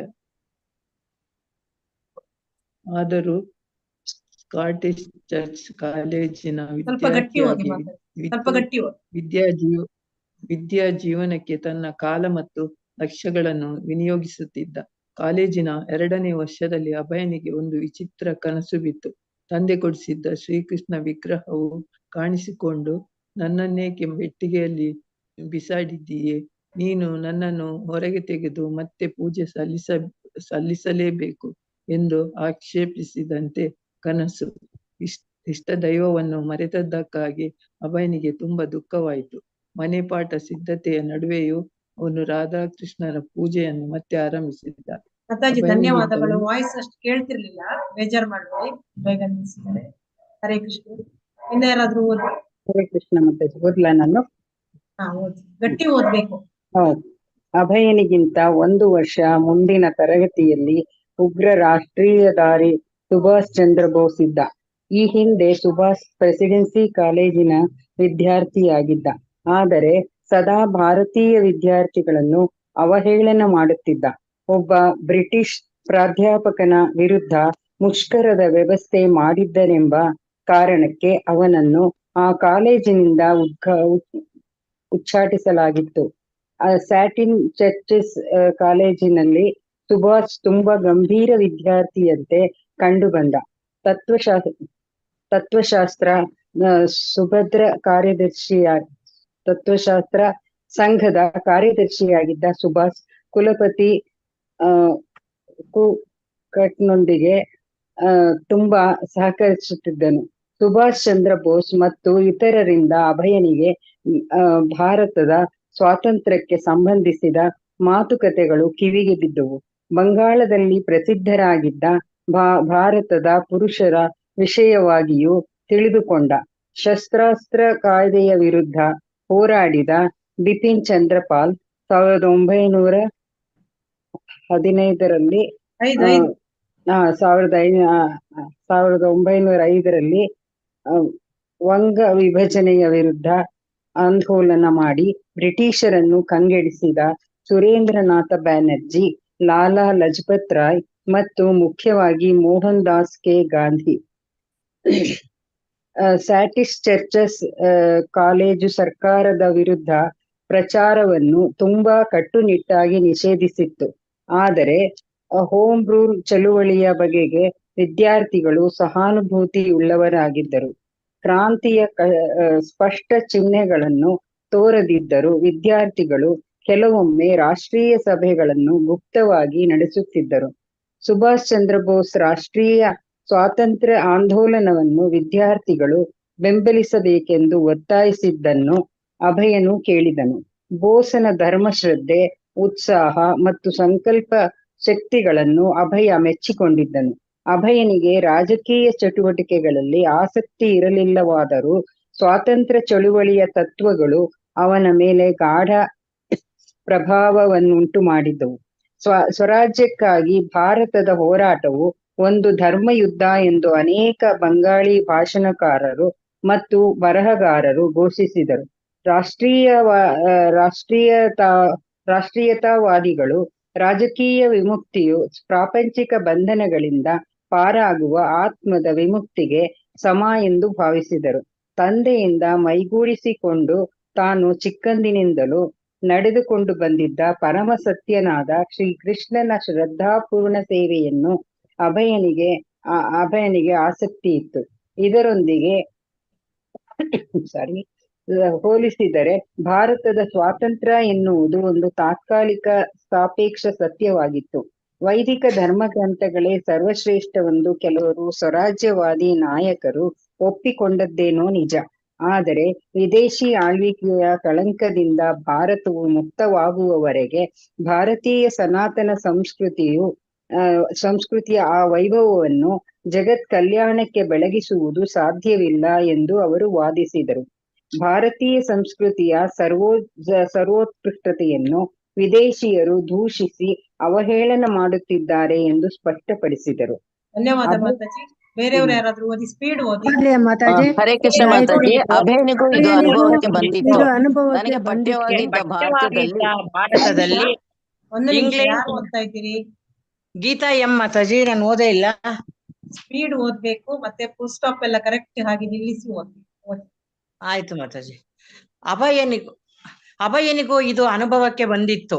ತನಗೆ ಪಠ್ಯವಾಗಿದ್ದ ಭಾರತದಲ್ಲಿ ಇಂಗ್ಲೆಂಡಿನ ಕಾರ್ಯ ಎಂಬ ಗ್ರಂಥದ ಕರ್ತೃ ಎಂ ಘೋಷ್ ಎಂಬುವನು ಬ್ರಿಟಿಷರ ಆಳ್ವಿಕೆಗೆ ಬರುವ ಮುಂಚೆ, ಕ್ರೈಸ್ತ ಧರ್ಮವು ಭಾರತದಲ್ಲಿ ಹರಡುವುದಕ್ಕೆ ಮುಂಚೆ ಭಾರತವು ಧಾರ್ಮಿಕವಾಗಿ ಕೀಳು ಸಂಸ್ಕೃತಿಯನ್ನು ಹೊಂದಿತ್ತೆಂಬ ಮತ್ತು ವೈದಿಕ ಗ್ರಂಥಗಳು ಪ್ರಾಚೀನವಲ್ಲ, ಬಹಳ ಅಶುದ್ಧವಾದವು ಎಂಬ ಒಂದು ತತ್ವವನ್ನು ಪ್ರತಿಪಾದಿಸಿದ್ದನು. ಅಭಯನ ಪ್ರಾಧ್ಯಾಪಕರು ಕರ್ಮ ಸಿದ್ಧಾಂತವನ್ನು ಹೀಯಾಳಿಸುತ್ತಿದ್ದಂತೆ ನಮ್ಮ ಶಾಸ್ತ್ರಗಳ ವಿಷಯವಾಗಿ ಬ್ರಿಟಿಷರು ಅನೇಕ ಅವಹೇಳನಕಾರಿ ಮಾತುಗಳನ್ನು ಆಡಿದ್ದರು. ಭಾರತವು ಸ್ವಾತಂತ್ರ್ಯವನ್ನು ಗಳಿಸಿದರೆ ಪ್ರತಿಯೊಬ್ಬ ಭಾರತೀಯನೇ ಅಲ್ಲದೆ ವಿಶ್ವದ ಪ್ರತಿಯೊಬ್ಬನೂ ಭಾರತದಲ್ಲಿ ಅತ್ಯುನ್ನತ ಮಟ್ಟದಲ್ಲಿ ವಿಕಾಸಗೊಂಡಿರುವ ವೈದಿಕ ಸಂಸ್ಕೃತಿಯಿಂದ ಲಾಭ ಪಡೆಯಬಹುದಾಗಿದೆ ಎಂದು ಸ್ವರಾಜ್ಯದ ವಕ್ತಾರರು ಹೇಳುತ್ತಿದ್ದರು. ಗುಪ್ತ ಆಶಯಗಳಿಂದ ಕೂಡಿದ್ದರೂ ಸ್ವರಾಜ್ಯದ ಕರೆಯು ವಾಸ್ತವವಾಗಿ ಎಲ್ಲಾ ವಿದ್ಯಾರ್ಥಿಗಳನ್ನೂ ಸೆಳೆಯಿತು. ಅವರಲ್ಲಿ ಅಭಯನೂ ಒಬ್ಬನಾಗಿದ್ದ. ಅವನಿಗೆ ಗಾಂಧೀಜಿಯ ಮೇಲೆ ಅತೀವ ಆಸಕ್ತಿ. ಗಾಂಧೀಜಿಯ ಕೈಯಲ್ಲಿ ಯಾವಾಗಲೂ ಭಗವದ್ಗೀತೆ ಇರುತ್ತಿತ್ತು. ಅವರು ದೇವೋತ್ತಮ ಶ್ರೀಕೃಷ್ಣನ ಪವಿತ್ರೋಕ್ತಿಗಳು ತುಂಬಾ ಶುದ್ಧವಾದವುಗಳಿದ್ದವು. ಅವರು ಮದ್ಯಪಾನ, ಮಾಂಸ ಸೇವನೆ ಮತ್ತು ವ್ಯಭಿಚಾರ ಮೊದಲಾದ ದುರ್ವ್ಯಸನಗಳಿಂದ ಶ್ರೀಕೃಷ್ಣನ ಪವಿತ್ರೋಕ್ತಿಗಳನ್ನು ಗಾಂಧೀಜಿಯ ಕೈಯಲ್ಲಿ ಯಾವಾಗಲೂ ಭಗವದ್ಗೀತೆ ಇರುತ್ತಿತ್ತು. ಅವರು ದೇವೋತ್ತಮ ಶ್ರೀಕೃಷ್ಣನ ಪವಿತ್ರೋಕ್ತಿಗಳನ್ನು ಸದಾ ಓದುತ್ತಿದ್ದರು. ಎಲ್ಲಾ ಗ್ರಂಥಗಳಿಗಿಂತ ಹೆಚ್ಚಾಗಿ ಭಗವದ್ಗೀತೆಯಿಂದ ತಾವು ಮಾರ್ಗದರ್ಶನ ಪಡೆದಿರುವುದಾಗಿ ಹೇಳಿದ್ದರು. ಗಾಂಧೀಜಿಯವರ ವ್ಯಕ್ತಿಗತ ಸ್ವಭಾವಗಳು ತುಂಬಾ ಶುದ್ಧವಾದವುಗಳಾಗಿದ್ದವು. ಅವರು ಮದ್ಯಪಾನ, ಮಾಂಸ ಸೇವನೆ ಮತ್ತು ವ್ಯಭಿಚಾರ ಮೊದಲಾದ ದುರ್ವ್ಯಸನಗಳಿಂದ ದೂರವಿದ್ದರು. ಅವರು ತುಂಬಾ ಸರಳವಾಗಿ ಸಾಧುವಿನಂತಿದ್ದರು. ಆದರೆ ಅಭಯನು ಅನೇಕ ಸಲ ಕಂಡಿದ್ದ ಬೇಡುವ ಸಾಧುಗಳಿಗಿಂತ ಹೆಚ್ಚಿನ ಪ್ರಾಮಾಣಿಕತೆ ಅವರಲ್ಲಿತ್ತು. ಅಭಯ ಅವರು ಭಾಷಣಗಳನ್ನು ಓದಿಕೊಂಡ, ಅವರ ಚಟುವಟಿಕೆಗಳನ್ನು ಸೂಕ್ಷ್ಮವಾಗಿ ಅವಲೋಕಿಸಿದ. ಬಹುಶಃ ಗಾಂಧೀಜಿ ಕ್ರಿಯೆಯಲ್ಲಿ ದೈವಿಕತೆಯನ್ನು ತಂದಾರೋ ಎಂದುಕೊಂಡ. ಗೀತೆಯ ಸತ್ಯವು ಅತ್ಯುನ್ನತ ನೆಲೆಗೆ ಸೇರುವುದಂತಾಗಿತ್ತು. ಆ ನೆಲೆಯಲ್ಲಿ ಗೀತೆಯು ಓದುವುದಕ್ಕೆ ಮಾತ್ರವೇ ಅಲ್ಲದೆ ಪ್ರತಿಯೊಬ್ಬನ ಸ್ವಾತಂತ್ರ್ಯಕ್ಕೂ ಸಹಾಯ ಮಾಡುತ್ತದೆ ಎಂದು ಗಾಂಧೀಜಿ ಘೋಷಿಸಿದರು. ಆ ಸ್ವಾತಂತ್ರ್ಯದ ಚಿಹ್ನೆಯೇ ಸ್ವರಾಜ್ಯ. ಅಭಯನು ವಿದ್ಯಾರ್ಥಿಯಾಗಿದ್ದ ಅವಧಿಯಲ್ಲಿ ಸ್ಕಾಟಿಷ್ ಚರ್ಚಸ್ ಕಾಲೇಜಿನಲ್ಲಿ ರಾಷ್ಟ್ರೀಯತೆಯ ಪರವಾದ ವಿದ್ಯಾರ್ಥಿಗಳ ಸಹಾನುಭೂತಿ ಗುಪ್ತ ರೀತಿಯಲ್ಲೇ ಸಾಗಿತ್ತು. ಅದೊಂದು ಪ್ರತಿಷ್ಠಿತ ಕಾಲೇಜು. ಅಲ್ಲಿ ಪದವಿ ಪಡೆಯಲು ವಿದ್ಯಾರ್ಥಿ ತುಂಬಾ ಶ್ರಮವಹಿಸಿ ಅಧ್ಯಯನ ಮಾಡಬೇಕಾಗಿತ್ತು. ಅನಂತರ ಉತ್ತಮ ವೃತ್ತಿಯನ್ನು ಎದುರು ನೋಡಬಹುದಾಗಿತ್ತು. ಬ್ರಿಟಿಷರ ಆಳ್ವಿಕೆಯ ವಿರುದ್ಧವಾಗಿ ಸ್ವಾತಂತ್ರ್ಯವನ್ನು ಬೆಂಬಲಿಸಿ ಮಾತನಾಡುವುದೆಂದರೆ ಉಚ್ಚಾಟನೆಗೆ ಆಹ್ವಾನ ಕೊಟ್ಟಂತೆಯೇ ಆಗುತ್ತಿತ್ತು. ವಿದ್ಯಾಭ್ಯಾಸ, ಉದ್ಯೋಗ ಎರಡನ್ನೂ ಕಳೆದುಕೊಳ್ಳಲು ಉಗ್ರ ಕ್ರಾಂತಿವಾದಿಗಳು ಮಾತ್ರ ಧೈರ್ಯ ಮಾಡುತ್ತಿದ್ದರು. ಆದ್ದರಿಂದ ಉಳಿದ ಕೆಲವರು ಗುಪ್ತವಾಗಿ ಸಭೆ ಸೇರಿ ಕ್ರಾಂತಿಕಾರಿ ನಾಯಕರ ಮಾತುಗಳನ್ನೂ ಕೇಳುತ್ತಿದ್ದರು. ನಮಗೆ ಸ್ವರಾಜ್ಯ ಬೇಕು, ನಮಗೆ ಸ್ವಾತಂತ್ರ್ಯ ಬೇಕು, ನಮ್ಮದೇ ಆದ ಸರ್ಕಾರ ಬೇಕು, ನಮ್ಮದೇ ಆದ ಶಾಲೆಗಳೂ ಬೇಕು.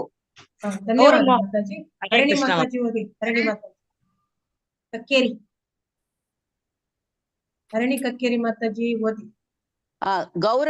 ಹರೇ ಕೃಷ್ಣ ಮಾತಾಜಿ. ಗೌರಮೋಹನರಿಗೆ ಮಗನ ವಿಷಯವಾಗಿ ತುಂಬಾ ಕಾಳಜಿ ಇತ್ತು.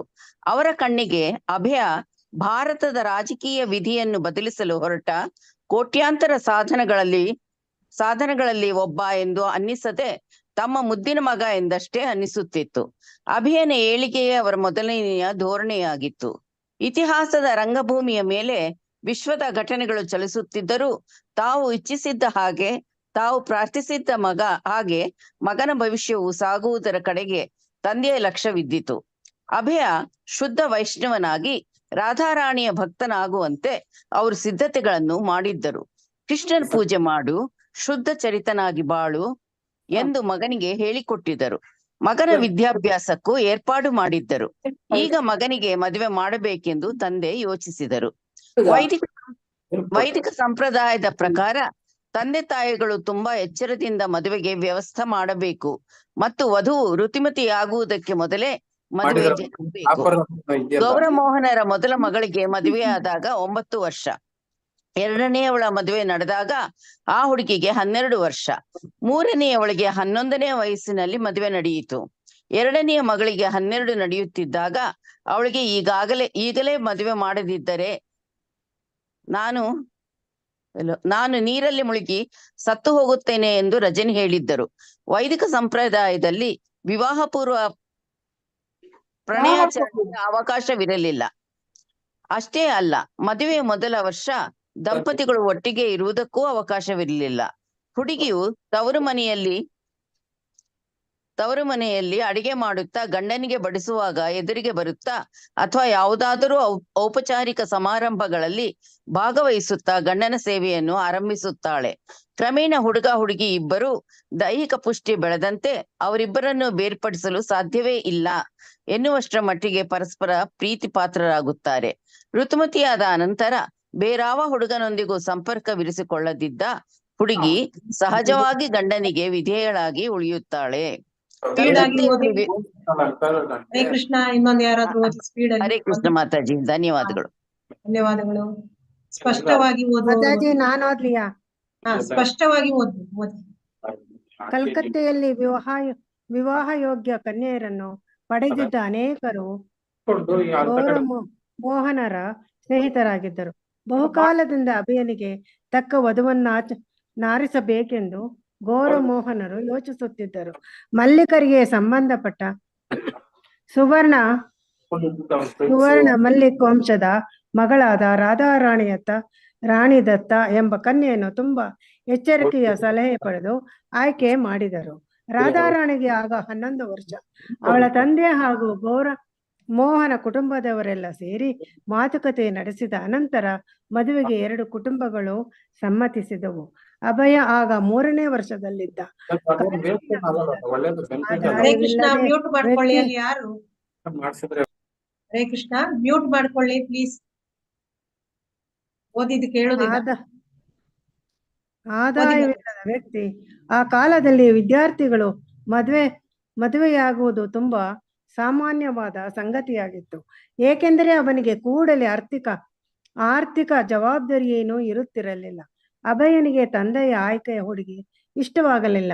ಅವನಿಗೆ ಬೇರೊಂದು ಕನ್ಯೆಯನ್ನು ಮದುವೆಯಾಗುವ ಬಯಕೆ ಇತ್ತು. ಆದರೆ ತಂದೆಯ ಮಾತಿಗೆ ಬೆಲೆ ಕೊಟ್ಟು ತನ್ನ ಅಸಮ್ಮತಿಯನ್ನು ದೂರ ಮಾಡಿದನು. ತಾತ್ಕಾಲಿಕವಾಗಿ ಗಂಡ ಹೆಂಡರಿಬ್ಬರು ತಮ್ಮ ತಾಯಿ ತಂದೆಗಳ ಮನೆಯಲ್ಲಿ ಇರುತ್ತಿದ್ದರು. ಹೀಗಾಗಿ ಕುಟುಂಬವನ್ನು ಪೋಷಿಸಬೇಕಾದ ಸಾಂಸಾರಿಕ ಜವಾಬ್ದಾರಿ ಹೊರಲು ಇನ್ನೂ ಸಮಯವಿತ್ತು. ಎಲ್ಲಕ್ಕೂ ಮೊದಲು ಅಭಯ ಕಾಲೇಜಿನ ಶಿಕ್ಷಣವನ್ನು ಮುಗಿಸಬೇಕಾಗಿತ್ತು. ಸ್ಯಾಟಿನ್ ಚರ್ಚ್ನ ಕಾಲೇಜಿನಲ್ಲಿ 4ನೆಯ ವರ್ಷದಲ್ಲಿದ್ದಾಗ ಪದವಿಯನ್ನು ಒಪ್ಪಿಕೊಳ್ಳುವುದರ ಬಗೆಗೆ ಅಭಯ ಹಿಂದೆಗೆಯಲಾರಂಭಿಸಿದ್ದ. ರಾಷ್ಟ್ರೀಯ ಹೋರಾಟದ ಬಗೆಗೆ ಅನುಭೂತಿ ಇದ್ದುದರಿಂದ ಬ್ರಿಟಿಷ್ ಸಂಸ್ಥೆಗಳಿಗೆ ಬದಲಾಗಿ ರಾಷ್ಟ್ರೀಯ ಕಾಲೇಜು ಸ್ಥಳೀಯ ಸರ್ಕಾರಗಳು ಇರಬೇಕೆಂದು ಭಾವಿಸಿದ್ದೇನೋ ನಿಜ. ಆದರೆ ಅಂತಹ ಪರ್ಯಾಯ ಶಾಲೆಗಳು ಇನ್ನೂ ಹುಟ್ಟಿಕೊಂಡಿರಲಿಲ್ಲ. ಇಷ್ಟಾದರೂ ಗಾಂಧೀಜಿ ಶಾಲಾ ಕಾಲೇಜುಗಳನ್ನು ಬಿಟ್ಟು ಹೊರಬರುವಂತೆ ಎಲ್ಲ ಭಾರತೀಯ ವಿದ್ಯಾರ್ಥಿಗಳಿಗೂ ಕರೆ ಕೊಟ್ಟರು. ಗಾಂಧೀಜಿಯವರ ಅಭಿಪ್ರಾಯದಲ್ಲಿ ವಿದೇಶಿಯರು ನಡೆಸುತ್ತಿದ್ದ ಶಾಲೆಗಳ ದಾಸ್ಯ ಮನೋಭಾವವನ್ನು ಹೇರುತ್ತವೆ. ಭಾರತೀಯರು ಬ್ರಿಟಿಷರ ಕೈಯಲ್ಲಿ ಬೊಂಬೆಗಳಾಗಬೇಕು, ಇನ್ನೇನು ಆಗಬಾರದು ಎಂಬಂತೆ ಮಾಡುತ್ತವೆ.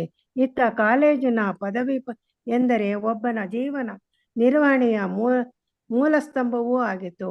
ಅಭಯ ಈ ಎರಡನ್ನು ಎಚ್ಚರಿಕೆಯಿಂದ ತೂಗಿ ನೋಡಿದ. ಹರೇ ಕೃಷ್ಣ ಮಾತಾಜಿ. ಸಾಕು ಮಾತಾಜಿ, ಧನ್ಯವಾದಗಳು. ಹರೇ ಕೃಷ್ಣ.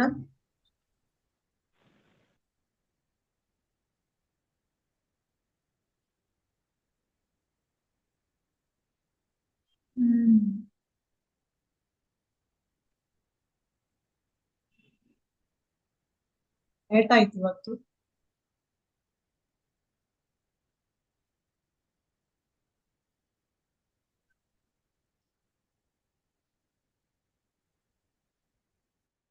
ಅಟೆಂಡೆನ್ಸ್ ಲಿಂಕ್ ಹಾಕಿದ್ದೇನೆ, ಹಾಕಿಕೊಳ್ಳಿ.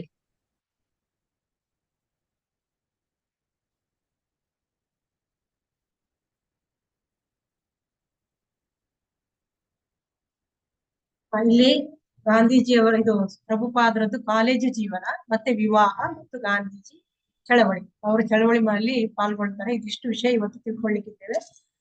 ಒಂದು 10 ಪೇಜ್ ಅಷ್ಟು ನೋಡೋಣ. ಇಲ್ಲಿ ಏನಾಗ್ತದಂದ್ರೆ ಫಸ್ಟಿಗೆ 1914ರಲ್ಲಿ ಮಹಾಯುದ್ಧ, ಮೊದಲನೇ ಮಹಾಯುದ್ಧ ಪ್ರಾರಂಭ ಆಗ್ತದೆ. ಆಗ ಪ್ರಭುಪಾದರು ನೋಡ್ತಾರೆ, ಅಲ್ಲಿ ಎಲ್ಲಾ ಯುದ್ಧದ ವಿಮಾನದಲ್ಲೆಲ್ಲ ಬಂದು, ಮೈದಾನದಲ್ಲೆಲ್ಲ ಪಾರ್ಕಿನ ರೇಸ್ ಕೋರ್ಸ್ ಮೈದಾನದಲ್ಲೆಲ್ಲ ಬಂದು ವಿಮಾನಗಳು ಬಂದು ಇಳಿಯುವುದು ನೋಡ್ತಾರೆ. ಆಮೇಲೆ ವೃತ್ತಪತ್ರಿಕೆಗಳಲ್ಲಿ ಯುದ್ಧದ ವಿಷಯಗಳೆಲ್ಲ ಬಂದಿರ್ತವೆ. ಅದನ್ನೆಲ್ಲ ಅವರು ನೋಡ್ತಾರೆ. ಆದ್ರೆ ಅವರಿಗೆ ಅದ್ರ ಮೇಲೆ ಯಾವ ಪರಿಣಾಮ ಕೂಡ ಬೀರುದಿಲ್ಲ. ಅವ್ರೇನ್ ಮಾಡ್ತಾರೆ, 1916ರಲ್ಲಿ ಕಾಲೇಜಿಗೆ ಸೇರ್ತಾರೆ. ಕಾಲೇಜಿಗೆ ಅಲ್ಲಿ ಸೇರ್ತಾರೆ. ಸ್ಕಾಟಿಷ್ ಚರ್ಚ್ ಸ್ಕೂಲಿಗೆ ಹೋಗ್ತಾರೆ. ಅದೊಂದು ಭಾರಿ ಫೇಮಸ್ ಸ್ಕೂಲ್. ಅಲ್ಲಿ ಪ್ರೆಸಿಡೆಂಟ್ ಸ್ಕೂಲ್ ಮತ್ತೆ ಸ್ಕಾಟಿಷ್ ಚರ್ಚ್ ಎರಡು ಫೇಮಸ್ ಶಾಲೆ ಇರ್ತದೆ. ಅದರಲ್ಲಿ ಇವರು ಸ್ಕಾಟಿಷ್ ಚರ್ಚ್ ಸ್ಕೂಲಿಗೆ ಸೇರ್ತಾರೆ. ಕ್ರಿಶ್ಚಿಯನ್ ಸ್ಕೂಲ್ ಇರ್ತದೆ, ಆದ್ರೆ ಅಲ್ಲಿ ಬಂಗಾಳದಲ್ಲಿ ಪಾಠವನ್ನು ಹೇಳಿಕೊಡ್ತಾ ಇರ್ತಾರೆ. ತುಂಬಾ ಫೇಮಸ್ ಆಗಿರ್ತದೆ ಅದು. ಅನೇಕ ವೈಷ್ಣವ ಕುಟುಂಬಗಳವರು ತಮ್ಮ ಮಕ್ಕಳನ್ನು ಅಲ್ಲಿಗೆ ಕಳಿಸ್ತಿದ್ರು. ಬಹುತೇಕ ಸ್ಕಾಟ್ಲೆಂಡ್ ಚರ್ಚಿನ ಪಾದ್ರಿಗಳೇ ಅಲ್ಲಿ ಪ್ರಾಧ್ಯಾಪಕರಾಗಿದ್ರು. ಮತ್ತೆ ಒಳ್ಳೆ ಗುರುಗಳಾಗಿದ್ರು. ಅವರು ನೈಜ ಪ್ರಜ್ಞೆ ಉಳ್ಳವರು ಆಗಿದ್ರು. ಒಳ್ಳೆಯ ಮಕ್ಕಳಿಗೆ ಒಳ್ಳೆಯ ಶಿಕ್ಷಣವನ್ನು ಕೊಡ್ತಿದ್ರು. ಗೌರವಯುತವಾದ ಕಾಲೇಜ್ ಅದಾಗಿತ್ತು. ಹ್ಯಾರಿನ್ ರಸ್ತೆಗೆ ಅಷ್ಟೇನು ದೂರದಲ್ಲಿ ಇರುತ್ತಿದ್ದ ಕಾರಣ ಪ್ರಭುಪಾದರು ಏನ್ ಮಾಡ್ತಿದ್ರು, ಮನೆಯಿಂದ ದಿನ ಅಲ್ಲಿಗೆ ನಡ್ಕೊಂಡು ಹೋಗ್ತಿದ್ರು ಕಾಲೇಜಿಗೆ. ಮಕ್ಕಳಿಗೆ ಮಗನನ್ನು ದೂರಕ್ಕೆ ಕಳಿಸುವುದು ಬೇಡ ಅಂತ ಹೇಳ್ಕೊಂಡು ಏನ್ ಮಾಡ್ತಾರೆ, ಅಲ್ಲಿ ಹತ್ತಿರದಲ್ಲಿ ವ್ಯವಸ್ಥೆ ಮಾಡ್ತಾರೆ. ಇಲ್ಲಿ ವಿದ್ಯೆಯ ನೆಪದಲ್ಲಿ ಪಶ್ಚಿಮದ ಭ್ರಷ್ಟತೆಗೆ ಒಳಗಾಗಬಾರದೆಂದು ಕಾರಣಕ್ಕಾಗಿ ಗೌರಮೋಹನರು ಮಗನನ್ನು ಲಂಡನ್ನಿಗೆ ಕಳಿಸುವುದಿಲ್ಲ. ಅಲ್ಲಿಗೆ ಹೋದ್ರೆ ಅವರದ್ದು ಅಲ್ಲಿಯ ಶಿಸ್ತನ್ನು, ಅಲ್ಲಿಯಂತಹ ಮಾಂಸ ಭಕ್ಷಣೆ ಇಂಥದನ್ನೆಲ್ಲ ಕಲಿತಾರೆ. ಅಲ್ಲಿಗೆ ಬೇಡ ಅಂತ ಹೇಳ್ಕೊಂಡು ಇಲ್ಲಿ ಅವರಿಗೆ ಹಾಕ್ತಾರೆ ಸ್ಕೂಲಿಗೆ.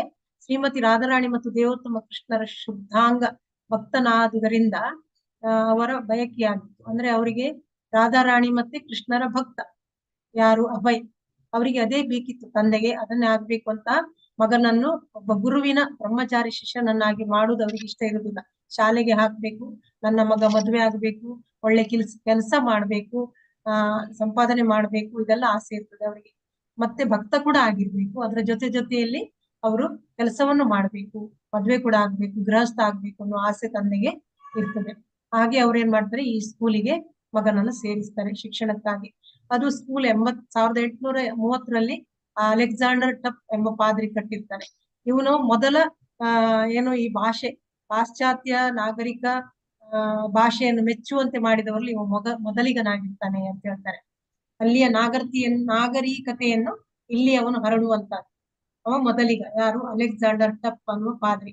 ಅವನು ಯಾಕೆ ಈ ಸಂಸ್ಥೆಯನ್ನು ಕಟ್ಟಿದಾನೆ ಇಲ್ಲಿ ಅಂತ ಹೇಳಿದ್ರೆ, ನಮ್ಮ ಧಾರ್ಮಿಕವನ್ನು ಮುಕ್ತ ಮಾಡಿ ಅವನ ಶಿಕ್ಷಣ ಇಂಗ್ಲಿಷ್ ಬೋಧಕ ಮಾಧ್ಯಮವನ್ನಾಗಿರಿಸಿಕೊಂಡು ಪಾಶ್ಚಾತ್ಯ ತತ್ವಗಳ ಆಧಾರದ ಮೇಲೆ ನಮ್ಮ ಎಲ್ಲ ಧಾರ್ಮಿಕವನ್ನೆಲ್ಲ ಮುಕ್ತ ಮಾಡಿ ಅಲ್ಲಿಯ ಶಿಕ್ಷಣದ ಮೂಲಕವಾಗಿ ಉನ್ನತ ಶಿಕ್ಷಣ ಮಟ್ಟದಲ್ಲಿ ಕ್ರಿಸ್ತ ಧರ್ಮವನ್ನು ಪ್ರಚಾರ ಮಾಡೋದು ಅವನ ಉದ್ದೇಶ.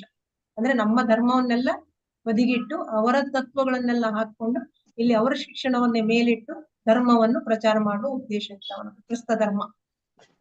ಇಲ್ಲಿ ಪ್ರಭುಪಾದರು ಏನ್ ಹೇಳ್ತಾರೆ ಅಂದ್ರೆ, ನಾವು ಪ್ರಾಧ್ಯಾಪಕರಂದ್ರೆ ತಂದೆಯವರಾಗಿ ನೋಡ್ತಿದ್ದೆವು, ತುಂಬಾ ಗೌರವದಿಂದ ನೋಡ್ತಿದ್ದೆವು. ನಮ್ಮ ಗುರುಗಳು ಮತ್ತೆ ನಮ್ಮ ಸಂಬಂಧ ತುಂಬಾ ಚೆನ್ನಾಗಿತ್ತು. ನಮ್ಮ ಕುಲಪತಿಗಳು ಉರ್ಕು ಹರ್ಟ್ ಶುದ್ಧರು, ದಯಾಪರರು ಆಗಿದ್ರು, ಸಂಭಾವಿತರಾಗಿದ್ರು. ನಾವು ಒಳ್ಳೆ ತಮಾಷೆಯಿಂದ ಅವ್ರ ಹತ್ರ ಮಾತಾಡ್ತಿದ್ದೆವು ಅಂತ ಹೇಳ್ತಾರೆ. ಆಮೇಲೆ ಮೊದಲನೆಯ ವರ್ಷ ಇಂಗ್ಲಿಷ್ ಕಲಿತಾರೆ ಅವರು, ಸಂಸ್ಕೃತ ಕಲಿತಾರೆ. ಆಮೇಲೆ ಸಂಸ್ಕೃತ ತತ್ವಜ್ಞಾನ ಸೆಕೆಂಡ್ ಇಯರ್ ಅಲ್ಲಿ ಅಧ್ಯಯನ ಮಾಡ್ತಾರೆ. ಅನಂತರ ತತ್ವಜ್ಞಾನ ಅರ್ಥಶಾಸ್ತ್ರಗಳನ್ನು ಅವರು ಆರಿಸಿಕೊಡ್ತಾರೆ. ಮತ್ತೊಬ್ರು ಪ್ರಾಧ್ಯಾಪಕರು ಇರ್ತಾರೆ ಅವ್ರಿಗೆ, ಪ್ರೊಫೆಸರ್ ಜೆ.ಸಿ. ಸ್ಟಿಮ್ಕಜರ್ ಅಂತ. ಅವರು ಒಂದು ಆಂಗ್ಲ ಸಾಹಿತ್ಯದ ಪ್ರಾಧ್ಯಾಪಕರು ಆಗಿರ್ತಾರೆ. ಅವರು ಅಂದ್ರೆ ಇಂಗ್ಲಿಷ್ ಪ್ರಾಧ್ಯಾಪಕರಾಗಿರ್ತಾರೆ. ಅವ್ರೇನ್ ಮಾಡ್ತಾರ ಅಂದ್ರೆ, ಯಾವಾಗ್ಲೂ ಈ ಬಂಕಿಂ ಚಂದ್ರ ಚಟರ್ಜಿ ಅವರ ಮಾತುಗಳನ್ನು ಯಾವಾಗ್ಲೂ ಉಲ್ಲೇಖಿಸ್ತಾರಂತೆ. ಅವರ ಇದನ್ನೆಲ್ಲ ಅವರು ಓದಿರ್ತಾರೆ. ಅವರ ತತ್ವಗಳನ್ನು ಎಲ್ಲ ಅವರು ಓದಿರ್ತಾರೆ. ಅಲ್ಲಿ ಇಬ್ರು ಕವಿಗಳಿರ್ತಾರೆ, ವಾಲ್ಟರ್ ಸ್ಕಾಟ್ ಮತ್ತೆ ಚಾರ್ಲ್ಸ್ ಅಂತ ಹೇಳಿಕೊಂಡು ಇಬ್ರು ಅವರು ಫೇಮಸ್ ಕವಿಗಳು, ಅಲ್ಲಿಯ ಕವಿಗಳು. ಅವರಿಗೆ ಹೋಲಿಸ್ತಾರೆ. ಈ ವಾಲ್ಟರ್ ಸ್ಕಾಟ್ಗೆ ಆ ಬಂಕಿಂ ಚಂದ್ರನನ್ನು ಅವರು ಹೋಲಿಸುವಂತದ್ದು. ಆದ್ದರಿಂದ ಇಬ್ಬರು ಕಾದಂಬರಿಕಾರರ ಬಗೆಗೆ ಅವರು ಪಾಠ ಹೇಳಿದ್ರು. ನಮ್ಮ ಸಂಬಂಧವು ಮಧುರವಾಗಿತ್ತು. ಆ ಇಂಗ್ಲಿಷ್ ಮಾಸ್ಟರ್ದು ಮತ್ತೆ ಇವರ ಅಭಯನವರದ್ದೆಲ್ಲ ಸಂಬಂಧ ತುಂಬಾ ಚೆನ್ನಾಗಿತ್ತು ಅಂತ ಹೇಳ್ತಾರೆ. ಅಭಯ ಇಂಗ್ಲಿಷ್ ಸಂಘದ ಸದಸ್ಯನಾಗಿರ್ತಾರೆ ಅಲ್ಲಿ. ಆಮೇಲೆ ಸಹಪಾಠಿಗೆ ಕೀಟ್ಸ್, ಶೆಲ್ಲಿ ಮತ್ತಿತರ ಕವಿಗಳ ಕಾವ್ಯಗಳನ್ನೆಲ್ಲ ವಾಚನ ಮಾಡ್ತಿದ್ದಂತೆ ಅವರು. ಆ ಕೀಟ್ಸ್ ಅನ್ನುವರೊಬ್ರು ಕವಿ, ಮತ್ತೆ ಶೆಲ್ಲಿ ಅನ್ನುವರು ಇಬ್ರು ಕವಿಗಳು. ಅವರ ಕಾವ್ಯಗಳನ್ನೆಲ್ಲ ಇವರು ಅಭಯ ಏನ್ ಮಾಡ್ತಿದ್ರು, ಅವರ ಸಹಪಾಠಿಗಳಿಗೆ ವಾಚನ ಮಾಡ್ತಿದ್ರು. ಸಂಸ್ಕೃತ ಸಂಘದ ಸದಸ್ಯರು ಆಗಿದ್ರು ಅವರು. ಆಮೇಲೆ ಗೀತ ವಾಚನ ಮಾಡ್ತಿದ್ರು. ಅಂದ್ರೆ ಭಗವದ್ಗೀತೆಯ 11ನೇ ಅಧ್ಯಾಯವನ್ನು ತುಂಬಾ ಚೆನ್ನಾಗಿ ಅಲ್ಲಿ ವಾಚನ ಮಾಡ್ತಿದ್ರು. ಎಲ್ಲ ಸಹಪಾಠಿಗಳಿಗೆ ವಿಶೇಷವಾಗಿ ಹೇಳಿಕೊಡ್ತಿದ್ರು. ಫುಟ್ಬಾಲ್ ಕೂಡ ಆಡ್ತಿದ್ರು. ನಾಟಕದಲ್ಲಿ ಕೂಡ ಭಾಗವಹಿಸ್ತಿದ್ರು. ಬಂಗಾಳದ ನಾಟಕ ನಿರ್ದೇಶಕರೊಬ್ರು ಬರ್ತಾರೆ ಒಮ್ಮೆ, ಅಮೃತ್ ಲಾಲ್ ಅಂತ ಹೇಳಿ. ಅವ್ರೇನ್ ಮಾಡ್ತಾರೆ, ಅಮೃತ್ ಲಾಲ್ ಬೋಸ್ ಇವರು ಈ ಒಮ್ಮೆ ಚೈತನ್ಯ ಪ್ರಭುಗಳ ಒಂದು ನಾಟಕ ಮಾಡುವ ಅಂತ ಹೇಳಿ ಇವರನ್ನೆಲ್ಲ ಅಭಯ ನಮ್ಮ ಪ್ರಭುಪಾದರ ಸಹಪಾಠಿಗಳಿಗೆ ಇವರಿಗೆಲ್ಲ ಒಂದು ನಾಟಕವನ್ನು ಕಲಿಸ್ತಾರೆ. ಆದ್ರೆ ಅಲ್ಲಿ ಇವ್ರು ಇರ್ತಾರೆ, ಯಾರು ಅದನ್ನ ನಾಟಕವನ್ನು ಏರ್ಪಾಡು ಮಾಡ್ತಾರಲ್ವಾ, ಅವ್ರು ಹೇಳ್ತಾರೆ, ನೀವು ನಿರ್ದೇಶಕರು, ಈ ನಾಟಕವನ್ನು ನೀವು ಪ್ರಚಾರ ಮಾಡುವಂತಿಲ್ಲ, ಎಲ್ಲರ ಜನ ಮೆಚ್ಚುವ ತನಕ ನೀವು ಅದನ್ನು ಮಾಡ್ಲಿಕ್ಕಿಲ್ಲ ಅಂತ ಹೇಳ್ತಾರೆ. ಹವ್ಯಾಸಿ ನಾಟಕ ಇದು. ಅಲ್ಲಿ ಒಂದು 8 ಆಣೆ ಕೊಟ್ರೆ ಅಲ್ಲಿ ನಾಟಕ ಎಲ್ಲ ಸಿಗ್ತದಂತೆ, ಕಂಪನಿ ನಾಟಕ ಎಲ್ಲ ನೋಡ್ಲಿಕ್ಕೆ ಸಿಗ್ತದೆ. ನಮ್ಮ ಈ ನಾಟಕ ಪ್ರದರ್ಶನ ಅವಶ್ಯಕತೆ ಎಲ್ಲಿದೆ ಅವರಿಗೆ ಅಂತ ಹೇಳ್ತಾರೆ. ಪ್ರಶ್ನೆಯನ್ನು ಎತ್ತಿಕೊಂಡು ಅಮೃತ್ ಲಾಲ್ ಬೋಸ್ ಅವರೇ ಉತ್ತರವನ್ನು ಕೊಡುತ್ತಿದ್ದರು. ನಿಮ್ಮ ಚೈತನ್ಯ ಮಹಾಪ್ರಭು ನಾಟಕ ಅವರ ಮೇಲೆ ಎಂತಹ ಪರಿಣಾಮ ಮಾಡಬೇಕು ಗೊತ್ತೇ? ಅಂದ್ರೆ ನೀವು ನಾಟಕ ಆಡಿದ್ರೆ ಅವ್ರ ಮುಂದೆ ಪಾಪ ಕೃತ್ಯಗಳನ್ನು ಮಾಡಬಾರ್ದು ಅಂತ ತೀರ್ಮಾನಕ್ಕೆ ಬರಬೇಕು, ಅಷ್ಟು ಚಂದ ನೀವು ಮಾಡ್ಬೇಕು ನಾಟಕ ಅಂತ ಈ ಅಮೃತ್ ಲಾಲ್ ಬೋಸ್ ಪ್ರಭುಪಾದರ ಫ್ರೆಂಡ್ಸಿಗೆ ಅವರಿಗೆಲ್ಲ ಹೇಳ್ತಿದ್ರಂತೆ.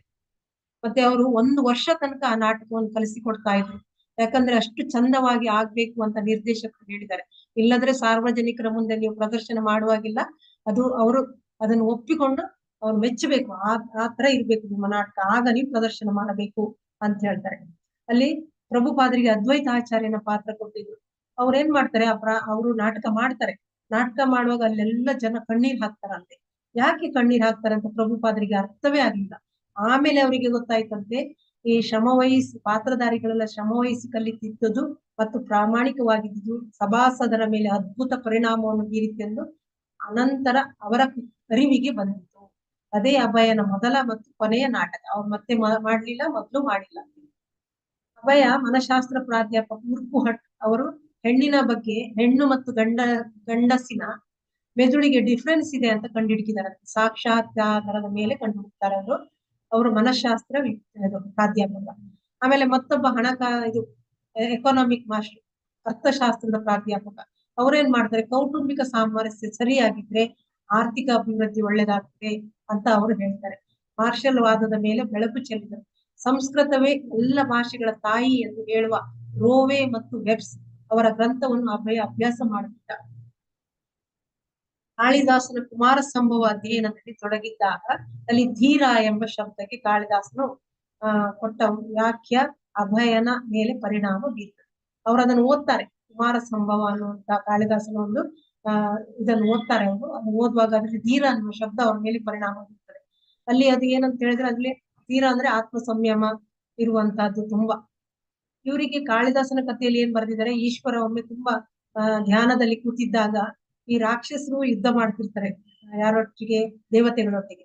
ಆಗ ದೇವತೆಗಳಿಗೆ ಗೆಲ್ಬೇಕಲ್ವಾ, ಅದಕ್ಕೆ ನಮಗೊಬ್ಬ ಒಳ್ಳೆ ಸೇನಾಪತಿ ಬೇಕು, ಈ ಈಶ್ವರನಿಗೆ ಮತ್ತು ಪಾರ್ವತಿಗೆ ಹುಟ್ಟಿದ ಮಗು ಸೇನಾಪತಿಯಾಗಿ ಬರ್ಲಿ ಅನ್ನೋ ಆಸೆಯಿಂದ ಪಾರ್ವತಿಯನ್ನು ಈಶ್ವರನ ತಪಸ್ಸು ಭಂಗ ಮಾಡ್ಲಿಕ್ಕೆ ಕಳಿಸ್ತಾರೆ. ಅವಳು ಎಲ್ಲೆಲ್ಲಿ ಅವನ ಎಲ್ಲ ಭಾಗಗಳನ್ನು, ಮರ್ಮಾಂಗಗಳನ್ನೆಲ್ಲ ಹುಟ್ಟಿದ್ರು ಸಹ ಶಿವ ಏನು ವಿಚಲಿತನಾಗುವುದಿಲ್ಲ. ಆದ್ರಿಂದ ಶಿವನ ಕಾಮ ನಿಗ್ರಹ ಶಕ್ತಿ ಎಷ್ಟಿತ್ತು, ಧೀರತನಕ್ಕೆ ಸೂಕ್ತ ನಿರ್ದೇಶನವಾಗಿದೆ ಅಂತ ಪ್ರಭುಪಾದ ಹೇಳ್ತಾರೆ. ಅಷ್ಟು ಆ ಧೀರ ಅನ್ನೋ ಶಬ್ದ ಅವರಿಗೆ ಮನಸ್ಸಿಗೆ ನಾಟಿ ಬಿಡ್ತದೆ.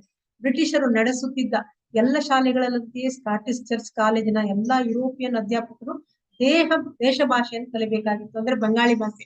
ಆ ಬಂಗಾಳಿ ಭಾಷೆ ಎಲ್ರು ಕಲಿಬೇಕಾಗಿತ್ತು. ಒಮ್ಮೆ ಈ ಮಕ್ಕಳೆಲ್ಲ ಏನ್ ಮಾಡ್ತಾರೆ, ಕಡ್ಲೆಕಾಯಿ ತಿಂತ ಹೋಗ್ತಿರ್ತಾರೆ, ಪ್ರಭುಪಾದರು ಇರ್ತಾರೆ. ಅವ್ರು ತಿಂತ ಹೋಗುವಾಗ ಒಬ್ರು ಪ್ರೊಫೆಸರ್ ಇದಾರಲ್ಲ, ಉರ್ಪುಹಟ್, ಅವ್ರೇನ್ ಮಾಡ್ತಾರೆ, ಆ ದಾರಿಯಲ್ಲಿ ಅವ್ರ ಎದುರಿಂದ ಪಾಸ್ ಆಗ್ತಾರೆ. ಈ ಮಕ್ಕಳು ಬಂಗಾಳಿಯಲ್ಲಿ ತಮಾಷೆ ಮಾಡ್ತಾರೆ. ಆಗ ಅವರು ಬಂಗಾಳಿಯಲ್ಲೇ ಆನ್ಸರ್ ಕೊಡ್ತಾರೆ ತಿರುಗಿ. ಆಗ ಮಕ್ಕಳಿಗೆ ನಾಚಿಕೆ ಆಗ್ತದೆ. ಅಂದ್ರೆ ಅವ್ರಿಗೆ ಬರೋದಿಲ್ಲ ಅಂತ ಇವ್ರು ತಮಾಷೆ ಮಾಡುದು, ಅವ್ರು ಬಂಗಾಳಿಯಲ್ಲಿ ವಾಪಸ್ ಆನ್ಸರ್ ಕೊಡ್ತಾರೆ. ಬೈಬಲ್ ಅಧ್ಯಯನ ಕಡ್ಡಾಯವಾಗಿ ಮಾಡ್ಬೇಕಿತ್ತು ಚರ್ಚ್ ಸ್ಕೂಲು. ಅವನು ಮೊದ್ಲೇ ಇವರಿಗೆಲ್ಲ ತಮ್ಮ ಕ್ರೈಸ್ತ ಧರ್ಮ ಪ್ರಚಾರಕ್ಕಂತಲೇ ಆ ಸ್ಕೂಲ್ ಕಟ್ಟಿರ್ತಾನೆ. ಅಲ್ಲಿ ಕಡ್ಡಾಯವಾಗಿ ಅವರಿಗೆ ಬೈಬಲ್ ಸೊಸೈಟಿ ಪ್ರತಿಯೊಬ್ಬ ವಿದ್ಯಾರ್ಥಿಗೂ ಸುಂದರವಾದ ಒಂದು ಪುಸ್ತಕ ಹುಟ್ಟಿದಾರಂತೆ, ಬೈಬಲ್ ಇದು. ಆಮೇಲೆ ಅವರು ಪ್ರಾರ್ಥನೆ ಮಾಡ್ಬೇಕು, ಗ್ರಂಥ ಪಠನ ಮಾಡ್ಬೇಕು, ಹಾಡ್ಬೇಕು, ಇದನ್ನೆಲ್ಲ ಅವ್ರದ್ದು ಮಾಡ್ಲೇಬೇಕು, ಕಡ್ಡಾಯವಾಗಿ ಮಾಡ್ಬೇಕಿತ್ತು. ಒಬ್ಬ ಪ್ರಾಧ್ಯಾಪಕರು ಏನ್ ಮಾಡ್ತಾರೆ ಒಮ್ಮೆ ಇಲ್ಲಿ ಇದು ನಮ್ಮ ಕರ್ಮ ಸಿದ್ಧಾಂತ ಇದನ್ನು ಅವರು ಹೀಯಾಳಿಸ್ತಾರೆ, ಟೀಕಿಸ್ತಾರೆ. ಅದು ಅವ್ರಿಗೆ ಇಷ್ಟ ಆಗುದಿಲ್ಲ. ಪುನರ್ಜನ್ಮ ಸಿದ್ಧಾಂತ ಮತ್ತೆ ಕರ್ಮ ಸಿದ್ಧಾಂತ ನಮ್ಮ ವೈದಿಕ ಶಾಸ್ತ್ರದ ಪ್ರಕಾರ ಇದು ನಮ್ಗೆಲ್ಲ ಗೊತ್ತಿದೆ. ಅದನ್ನು ಅವರು ಹೀಯಾಳಿಸ್ತಾರೆ. ನ್ಯಾಯಾಲಯದಲ್ಲಿ ಸಾಕ್ಷಿ ಆಧಾರ ಇಲ್ಲದ ಯಾವುದನ್ನು ಶಿಕ್ಷಿಸುವಂತಿಲ್ಲ. ಹಾಗೆ ಹಿಂದೂಗಳ ಪ್ರಕಾರ ಒಬ್ಬ ಜೀವಿಯು ಹಿಂದಿನ ಜನ್ಮದಲ್ಲಿ ಮಾಡಿದ ಪಾಪಗಳ ಪರಿಣಾಮವಾಗಿ ಈ ಜನ್ಮದಲ್ಲಿ ಸಂಕಟಗಳನ್ನು ಅನುಭವಿಸ್ತಾನೆ. ಹೀಗೆ ಪಾಪ ಕಾರ್ಯ ಮಾಡಿದುದಕ್ಕೆ ಸಾಕ್ಷಿ ಆಧಾರ ಎಲ್ಲಿದೆ ಅಂತ ಕೇಳ್ತಾರೆ. ಇದಕ್ಕೆ ಸಾಕ್ಷಿ ಏನಿದೆ ಅಂತ ಕೇಳ್ತಾರೆ. ಅದಕ್ಕೆ ಅಂತಹ ಟೀಕೆ ಪ್ರಭುಪಾದರಿಗರು ಇಷ್ಟ ಆಗುದಿಲ್ಲ. ಅಂದ್ರೆ ನಮ್ಮಲ್ಲಿ ಸಾಕ್ಷಿ ಇದೆ, ಎಲ್ಲ ಇದೆ, ಆದ್ರೆ ಅವರು ವಿದ್ಯಾರ್ಥಿ ಆಗಿದ್ದಾರೆ, ಅವರಿಗೆ ಎದುರು ನಿಲ್ಲಿಕ್ಕೆ ಅವರಿಗೆ ಆಗುದಿಲ್ಲ. ಅವ್ರು ಚಿಕ್ಕವ್ರು ಇರ್ತಾರೆ, ಹಾಗೆ ಅವರು ಸಾಕ್ಷಿ ಆಧಾರ ಇದ್ರೂ ಕೂಡ ಅವ್ರು ಮಾತಾಡ್ಲಿಕ್ಕೆ ಆಗುದಿಲ್ಲ. ಕೆಲವರು ವಿದ್ಯಾರ್ಥಿಗಳು ಸಣ್ಣ ಸಣ್ಣ ಹಳ್ಳಿಗಳಿಂದ ಬಂದಿರ್ತಾರೆ ಅಲ್ಲಿ ಕಾಲೇಜಿಗೆ. ಆಗ ಈ ಯುರೋಪಿಯನ್ನರನ್ನೆಲ್ಲ ನೋಡಿ ಅವರಿಗೆ ಹೆದರಿಕೆ ಆಗ್ತದೆ. ಅಂದ್ರೆ ಹಳ್ಳಿಯಿಂದ ಬಂದಿರ್ತಾರೆ, ಆದ್ರೆ ಪ್ರಭುಪಾದರಿಗೆ ಮಾತ್ರ ಯಾವ ಹೆದರಿಕೆ ಕೂಡ ಇಲ್ಲ. ಯಾಕಂದ್ರೆ ಅಲ್ಲಿ ಅವ್ರು ಹೆದರುದಿಲ್ಲ, ಅವ್ರು ಸ್ವಲ್ಪ ಧೈರ್ಯವಾಗಿ ಇರ್ತಾರೆ. ಅವರನ್ನು ಯಾವ ಕಾರಣಕ್ಕೂ ಹೆದರುದಿಲ್ಲ. ಉದ್ವೇಗ ಮಿಶ್ರಣ ಇರಲಿಲ್ಲವೆಂದಲ್ಲ, ಆದರೂ ಅವರ ನೈತಿಕ ಮತ್ತು ಅವ್ರದ್ದು ಒಳ್ಳೆ ಗುಣ ಇರ್ತದೆ ಅವರಲ್ಲಿ. ಆ ಗುರುಗಳಲ್ಲಿ ಕೂಡ ಒಳ್ಳೆ ಗುಣ, ಹುಡುಗರೊಂದಿಗೆ ಅವರ ಸಭ್ಯತೆ ಎಲ್ಲ ಒಳ್ಳೇದಿರ್ತದೆ, ನಡವಳಿಕೆಗಳು. ಆದ್ರಿಂದ ಅವರಿಗೆ ಅಧ್ಯಾಪಕರೆಲ್ಲ ಒಳ್ಳೆ ಕರುಣಾರ್ಧ ಹೃದಯಗಳಂತೆ ಅವರಿಗೆ ಕಾಣ್ತಾರೆ. ಸ್ಕಾಟ್ಲ್ಯಾಂಡಿನವರೇ ಆದ ಬಂಗಾಳದ ಗವರ್ನರ್ ಒಬ್ರು ಅಲ್ಲಿಗೆ ಬಂದಿರ್ತಾರೆ ಪ್ರಭುಪಾದ್ರು ಕಾಲೇಜಿಗೆ ಹೋಗುವಾಗ. 150 ವಿದ್ಯಾರ್ಥಿ ಇರ್ತಾರೆ ಅವರ ಕೋಣೆಯಲ್ಲಿ, ಇವರನ್ನು ಎದುರು ಕೂರಿಸಿರ್ತಾರೆ. ಆದ್ರಿಂದ ನನಗೆ ಅವರನ್ನು ಹತ್ತಿರದಿಂದ ನೋಡ್ಲಿಕ್ಕೆ ಆಯ್ತು, ಆ ಗವರ್ನರ್ ಅನ್ನು ಅಂತ ಹೇಳ್ತಾರೆ. ಅವ್ರ ಹೆಸರೇನು, ಇದು ಮಾರ್ಕಿಸ್ ಆಫ್ ಜೆಟ್ ಲ್ಯಾಂಡ್ ಅಂತ. ಅವರು ಹತ್ತಿರದಲ್ಲಿ ನಮ್ಗೆ ನೋಡ್ಲಿಕ್ಕೆ ಸಿಕ್ಕಿದ್ರು, ಅವಕಾಶ ಸಿಕ್ಕಿತ್ತು ಅಂತ ಹೇಳ್ತಾರೆ. ಯುರೋಪಿಯನ್ ಮತ್ತು ಭಾರತೀಯ ವಿದ್ಯಾರ್ಥಿಗಳ ನಡುವೆ ಕಟ್ಟುನಿಟ್ಟಾದ ಸಾಮಾಜಿಕ ಅಂತರವಿರುವ ತತ್ವದ ಆಧಾರದ ಮೇಲೆ ಕಾಲೇಜ್ ಕೆಲಸ ಮಾಡ್ತಿತ್ತು. ಅಂದ್ರೆ ಈ ಭಾರತೀಯ ಮಕ್ಕಳನ್ನು ಮತ್ತೆ ಆ ಯುರೋಪ್ ಮಕ್ಕಳನ್ನು ಒಟ್ಟಿಗೆ ಕೂಡಿಸ್ತಿರ್ಲಿಲ್ಲ ಅವರು. ಅವರ ಮೇಲೆ ಭೇದ ಇದು ಮಾಡ್ತಾ ಇದ್ರು, ದೂರ ದೂರ ಆಚೆ ಈಚೆ ಕೂಡಿಸುವಂತದ್ದು. ಮತ್ತೆ ಪ್ರಾಧ್ಯಾಪಕರಿಗೆ ಕೂಡ ಅವರಿಗೆ ಬೇರೆ ಕೋಣೆ, ಯುರೋಪಿಯರಿಗೆ ಬೇರೆ ಕೋಣೆ, ಮತ್ತೆ ಇಲ್ಲಿ ಭಾರತೀಯರಿದ್ದಾರಲ್ಲ ಅವರಿಗೆ ಬೇರೆ ಕೋಣೆ, ಬೇರೆ ಬೇರೆ ಕೋಣೆ, ಆರಾಮ ಕೋಣೆಗಳಲ್ಲಿ ಇರಿಸಬೇಕಾಗಿತ್ತು. ಭಾರತೀಯರೇ ಆದ MS ಘೋಷ್ ಎಂಬಾತ ಬರೆದಿದ್ದ, ಅಲ್ಲಿ ಒಂದು ಭಾರತದಲ್ಲಿ ಇಂಗ್ಲೆಂಡಿನ ಕಾರ್ಯ ಅನ್ನುವ ಒಂದು ಪುಸ್ತಕ ಬರೆದಿದ್ದಂತೆ ಎಂಬ ಗ್ರಂಥವು ಪಠ್ಯ ವಿಷಯಗಳ ಬರೆದು ಒಂದು ಭಾಗವಾಗಿತ್ತು. ಅದು ಅವರಿಗೆ ಓದ್ಲಿಕ್ಕೆ ಇತ್ತು ಪ್ರಭುಪಾದರಿಗೆ. ಬ್ರಿಟಿಷರ ಆಳ್ವಿಕೆಗೆ ಮುಂಚೆ ಭಾರತವು ಎಂತಹ ಆರಂಭಿಕ ಸ್ಥಿತಿಯಲ್ಲಿತ್ತು ಎಂಬುದನ್ನು ಆ ಗ್ರಂಥದಲ್ಲಿ ವಿಸ್ತಾರವಾಗಿ ಚಿತ್ರಿಸಲಾಗಿತ್ತು. ವಿದ್ಯಾರ್ಥಿಗಳ ನಿಧಾನಗತಿಯಿಂದ ನಿರಾಶೆಗೊಂಡ ಅರ್ಥಶಾಸ್ತ್ರ ಪ್ರಾಧ್ಯಾಪಕರು ಕೆಲವು ವೇಳೆ ಈ ಮಕ್ಕಳಿಗೆ ನಮ್ಮ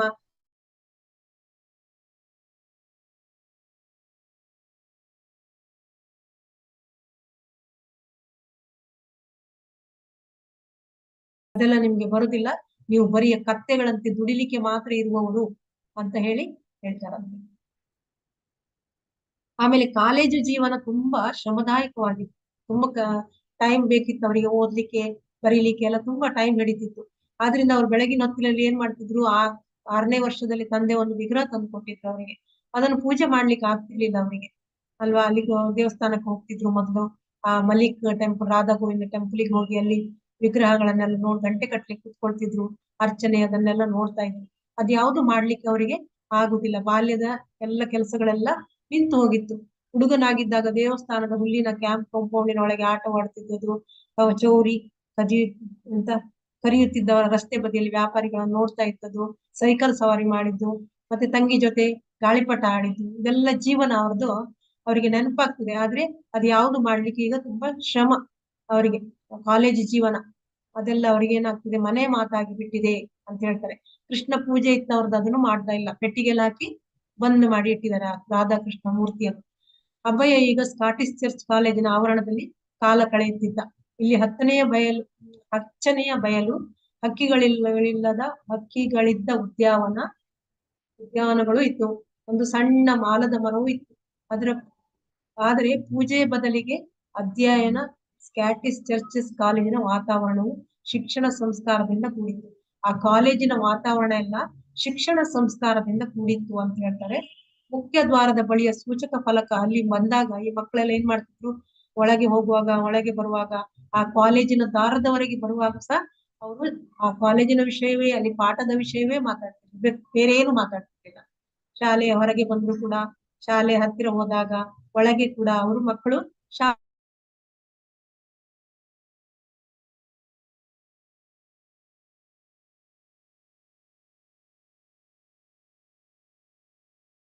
ಅಲ್ಲಿ ಸಂಗಡಿಗರೊಡನೆ ಕುಳಿತುಕೊಂಡಿಲ್ಲ. ಅವ್ರು ಯಾವಾಗ್ಲೂ ಅಲ್ಲಿ ಕುತ್ಕೊಳ್ತಿರ್ಲಿಲ್ಲ. ಒಂದ್ ಸೈಡ್ ಅಲ್ಲಿ ಒಂದು ಇದು ಗಾಡ್ರೇಜ್ ಎಲ್ಲ ಇರ್ತದೆ, ಅದರ ಬದಿಯಲ್ಲಿ ಹೋಗಿ ಫ್ಯಾನ್ ಅಡಿಯಲ್ಲಿ ಕೂತ್ಕೊಂಡು ಅವರದೇ ಆದ ಹೋಮ್ ವರ್ಕ್ ಮಾಡೋದೋ ಅಥವಾ ಏನಾದ್ರೂ ಪುಸ್ತಕ ಓದೋದೋ ಅದನ್ನೆಲ್ಲ ಮಾಡ್ತಿದ್ರಂತೆ ಅವರು ಪ್ರಭುಪಾದರು.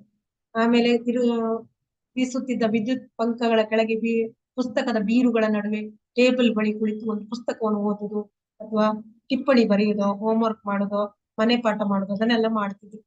ತಂದೆ ತಾಯಿಗಳ ಸೋದರ ಸೋದರಿಯರ ಒಡನೆ ಮನೆಯಲ್ಲಿ ಪಾಠ ಓದುತ್ತಲೋ, ಪಾದ್ರಿ ಕೋರಿದ್ದ ಮನೆ ಪಾಠವನ್ನು ಸಿದ್ಧಪಡಿಸುತ್ತಲೋ ಅಂದ್ರೆ ಹೋಮ್ ವರ್ಕ್ ಅದನ್ನೆಲ್ಲ ಮಾಡ್ತಾ ಇದ್ರು. ವರ್ಷಗಳ ಹಿಂದೆ ತಂದೆಯನ್ನು ಒತ್ತಾಯಿಸಿ ತೆಗೆದುಕೊಂಡಿದ್ದ ಕೃಷ್ಣನ ವಿಗ್ರಹ ಮಾತ್ರ ಅದನ್ನು ಪೆಟ್ಟಿಗೆಯಲ್ಲಿ ಬಂದಾಗಿ ಇಟ್ಟಿದ್ರು. ಅದಕ್ಕೆ ವಿಶ್ರಾಂತಿ, ಅವರಿಗೆ ಪೂಜೆ ಮಾಡ್ಲಿಕ್ಕೆ ಆಗ್ತಿರ್ಲಿಲ್ಲ. ತನ್ನ ಮುದ್ದಿನ ಮಗ ಬಾಲ್ಯದ ಧಾರ್ಮಿಕ ಚಟುವಟಿಕೆಗಳಲ್ಲಿ ಪಾಲ್ಗೊಳ್ಳುತ್ತಿಲ್ಲ ಎಂದು ತಂದೆಗೇನು ಬೇಸರ ಇಲ್ಲ. ಯಾಕಂದ್ರೆ ಅವನು ಕಲಿತಾ ಇದ್ದಾನೆ, ಅವನಿಗೆ ಟೈಮ್ ಇಲ್ಲ ಅನ್ನೋದು ಅವ್ರಿಗೆ ಗೊತ್ತಿದೆ. ಅವರ ಮೇಲೆ ತುಂಬಾ ವಿಶ್ವಾಸ ಇದೆ ಅವರ ಮಗನ ಮೇಲೆ. ಇಲ್ಲಿಗೆ ಹೋದ್ರು ಕೂಡ ಅವನು ಕ್ರಿಶ್ಚಿಯನ್ ಸ್ಕೂಲಿಗೆ ಹೋದ್ರು ಶುಭ್ರನಾಗಿದ್ದ. ಅವ ಯಾವುದು ಅಲ್ಲಿಯ ಒಂದು ಧರ್ಮ ಇದನ್ನು ಅಂಟಿಸಿಕೊಂಡಿರ್ಲಿಲ್ಲ ಮೈಗೆ. ಪಾಶ್ಚಾತ್ಯ ವಿಚಾರಧಾರೆಯನ್ನು ಅಳವಡಿಸಿಕೊಳ್ಳದಿದ್ದುದು ಸ್ಕಾಟಿಷ್ ಚರ್ಚ್ ಕಾಲೇಜಿನಂತಹ ಪ್ರತಿಷ್ಠಿತ ಕಾಲೇಜಿನ ವಿದ್ಯಾರ್ಥಿಯಾಗಿದ್ದರಿಂದ ಅನೈತಿಕ ವರ್ತನೆಗಳ ಜಾಲಕ್ಕೆ ಸಿಕ್ಕದೇ ಇದ್ದುದು ತಂದೆಗೆ ಗೊತ್ತಿತ್ತು. ಉತ್ತಮ ವಿದ್ಯಾಭ್ಯಾಸದ ಅನಂತರ ವೃತ್ತಿ ಸಿದ್ಧತೆಗೆ ತಯಾರು ಮಾಡ್ಕೊಳ್ತಾನೆ ಅಂತ ಹೇಳುದು ಅವರಿಗೆ ಗೊತ್ತಿತ್ತು. ಜವಾಬ್ದಾರಿ ವೈಷ್ಣವನಾಗ್ತಾನೆ ಅನ್ನೋದು ಗೊತ್ತಿದೆ. ಮದುವೆ ಮಾಡ್ಬೇಕು ಅಂತ ಯೋಚನೆ ಮಾಡ್ತಾರೆ, ಉದ್ಯೋಗವನ್ನು ಹಿಡಿತಾನೆ ಅವನು ಅಂತ ಅವರಿಗೆ ಒಂದು ಸಂತೃಪ್ತಿ ಇರ್ತದೆ. ಮಗನ ಮೇಲೆ ಒಂದು ತುಂಬಾ ವಿಶ್ವಾಸ ಇರ್ತದೆ. ಅವರಿಗೊಬ್ರು ಗೆಳೆಯ ಇರ್ತಾನೆ, ಭೂಪೇಂದ್ರನಾಥ ಮಿತ್ರ. ಅವನಿಗೆ ಯಾವಾಗ್ಲೂ ಪ್ರಭುಪಾದರು ಸುಮ್ಮನೆ ಇರುವುದೆಲ್ಲ ನೋಡ್ತಾರೆ. ಅವರಿಗೆ ಗೊತ್ತಿದೆ ಅವರು ಆಧ್ಯಾತ್ಮಿಕದಲ್ಲಿ ಜಾಸ್ತಿ ಇದ್ದಾರೆ ಅಂತ ಹೇಳ್ಕೊಂಡು ಅವರು ಒಟ್ಟಿಗೆ ಇರ್ತಾರೆ. ಯಾವಾಗ್ಲೂ ತರಗತಿ ನಡೆಯುತ್ತಿದ್ದಾಗ ಪ್ರಾರ್ಥನೆಯಲ್ಲಿ ಒಟ್ಟಿಗೆ ಭಾಗವಹಿಸ್ತಿದ್ರು. ಅಭಯ ತುಂಬಾ ಗಂಭೀರವಾಗಿ ಇರ್ತಿದ್ರು. ಅದಕ್ಕೆ ಯಾಕೆ ಅಂತ ಅವ್ರು ಕೇಳ್ತಾರೆ ಒಮ್ಮೆ, ನೀನ್ ಯಾಕೆ ನಿನ್ನ ಯೋಚನೆ ಏನು ಅಂತ ಕೇಳ್ತಾರೆ. ಅದಕ್ಕೆ ನನ್ನ ಮನಸ್ಸನ್ನು ತೆರೆದ ಅವ್ರು ಹೇಳ್ತಿದ್ರು. ಅವ್ರು ಯಾವಾಗ್ಲೂ ಧಾರ್ಮಿಕ, ದಾರ್ಶನಿಕ ಅಥವಾ ದೈವ ಭಕ್ತಿಯ ವಿಚಾರವಾಗಿ ಚಿಂತನೆ ಮಾಡ್ತಾ ಇರ್ತಾರೆ. ಅವರಿಗೆ ಬೇರೆ ಯಾವ ಚಿಂತನೆ ಇರ್ತಿರ್ಲಿಲ್ಲ ಅಂತ ಹೇಳ್ಕೊಂಡು ರೂಪೇನ್ ಗೊತ್ತಾಗ್ತದೆ, ಅವನಿಗೆ ಗೊತ್ತಾಗ್ತದೆ. ಅಭಯ ಪಾಶ್ಚಾತ್ಯ ದಾರ್ಶನಿಕರ ವಿಜ್ಞಾನಿಗಳ ವಿಚಾರಧಾರೆಯನ್ನು ಅಧ್ಯಯನ ಮಾಡಿದ. ಆದ್ರೆ ಅವುಗಳ ಬಗೆಗೆ ಅವನಿಗೆ ಹೇಳ್ಕೊಡುವಂತಹ ಮೋಹ ಯಾವುದು ಉಂಟಾಗಲಿಲ್ಲ. ಎಷ್ಟೆಂದರೂ ಅವೆಲ್ಲ ಊಹಾತ್ಮಕ ನೆಲೆಯವು. ಅವುಗಳ ತೀರ್ಮಾನಗಳು ತಂದೆಯಿಂದ ಮತ್ತು ವೈದಿಕ ಗ್ರಂಥಗಳಿಂದ ತನಗೆ ಒದಗಿ ಬಂದ ವೈಷ್ಣವ ಸಂಸ್ಕಾರಗಳ ಭಕ್ತಿಯ ಲಹರಿ ಮತ್ತು ಚೈತನ್ಯಗಳ ಮಟ್ಟಕ್ಕೆ ಏರ್ಲಿಲ್ಲ.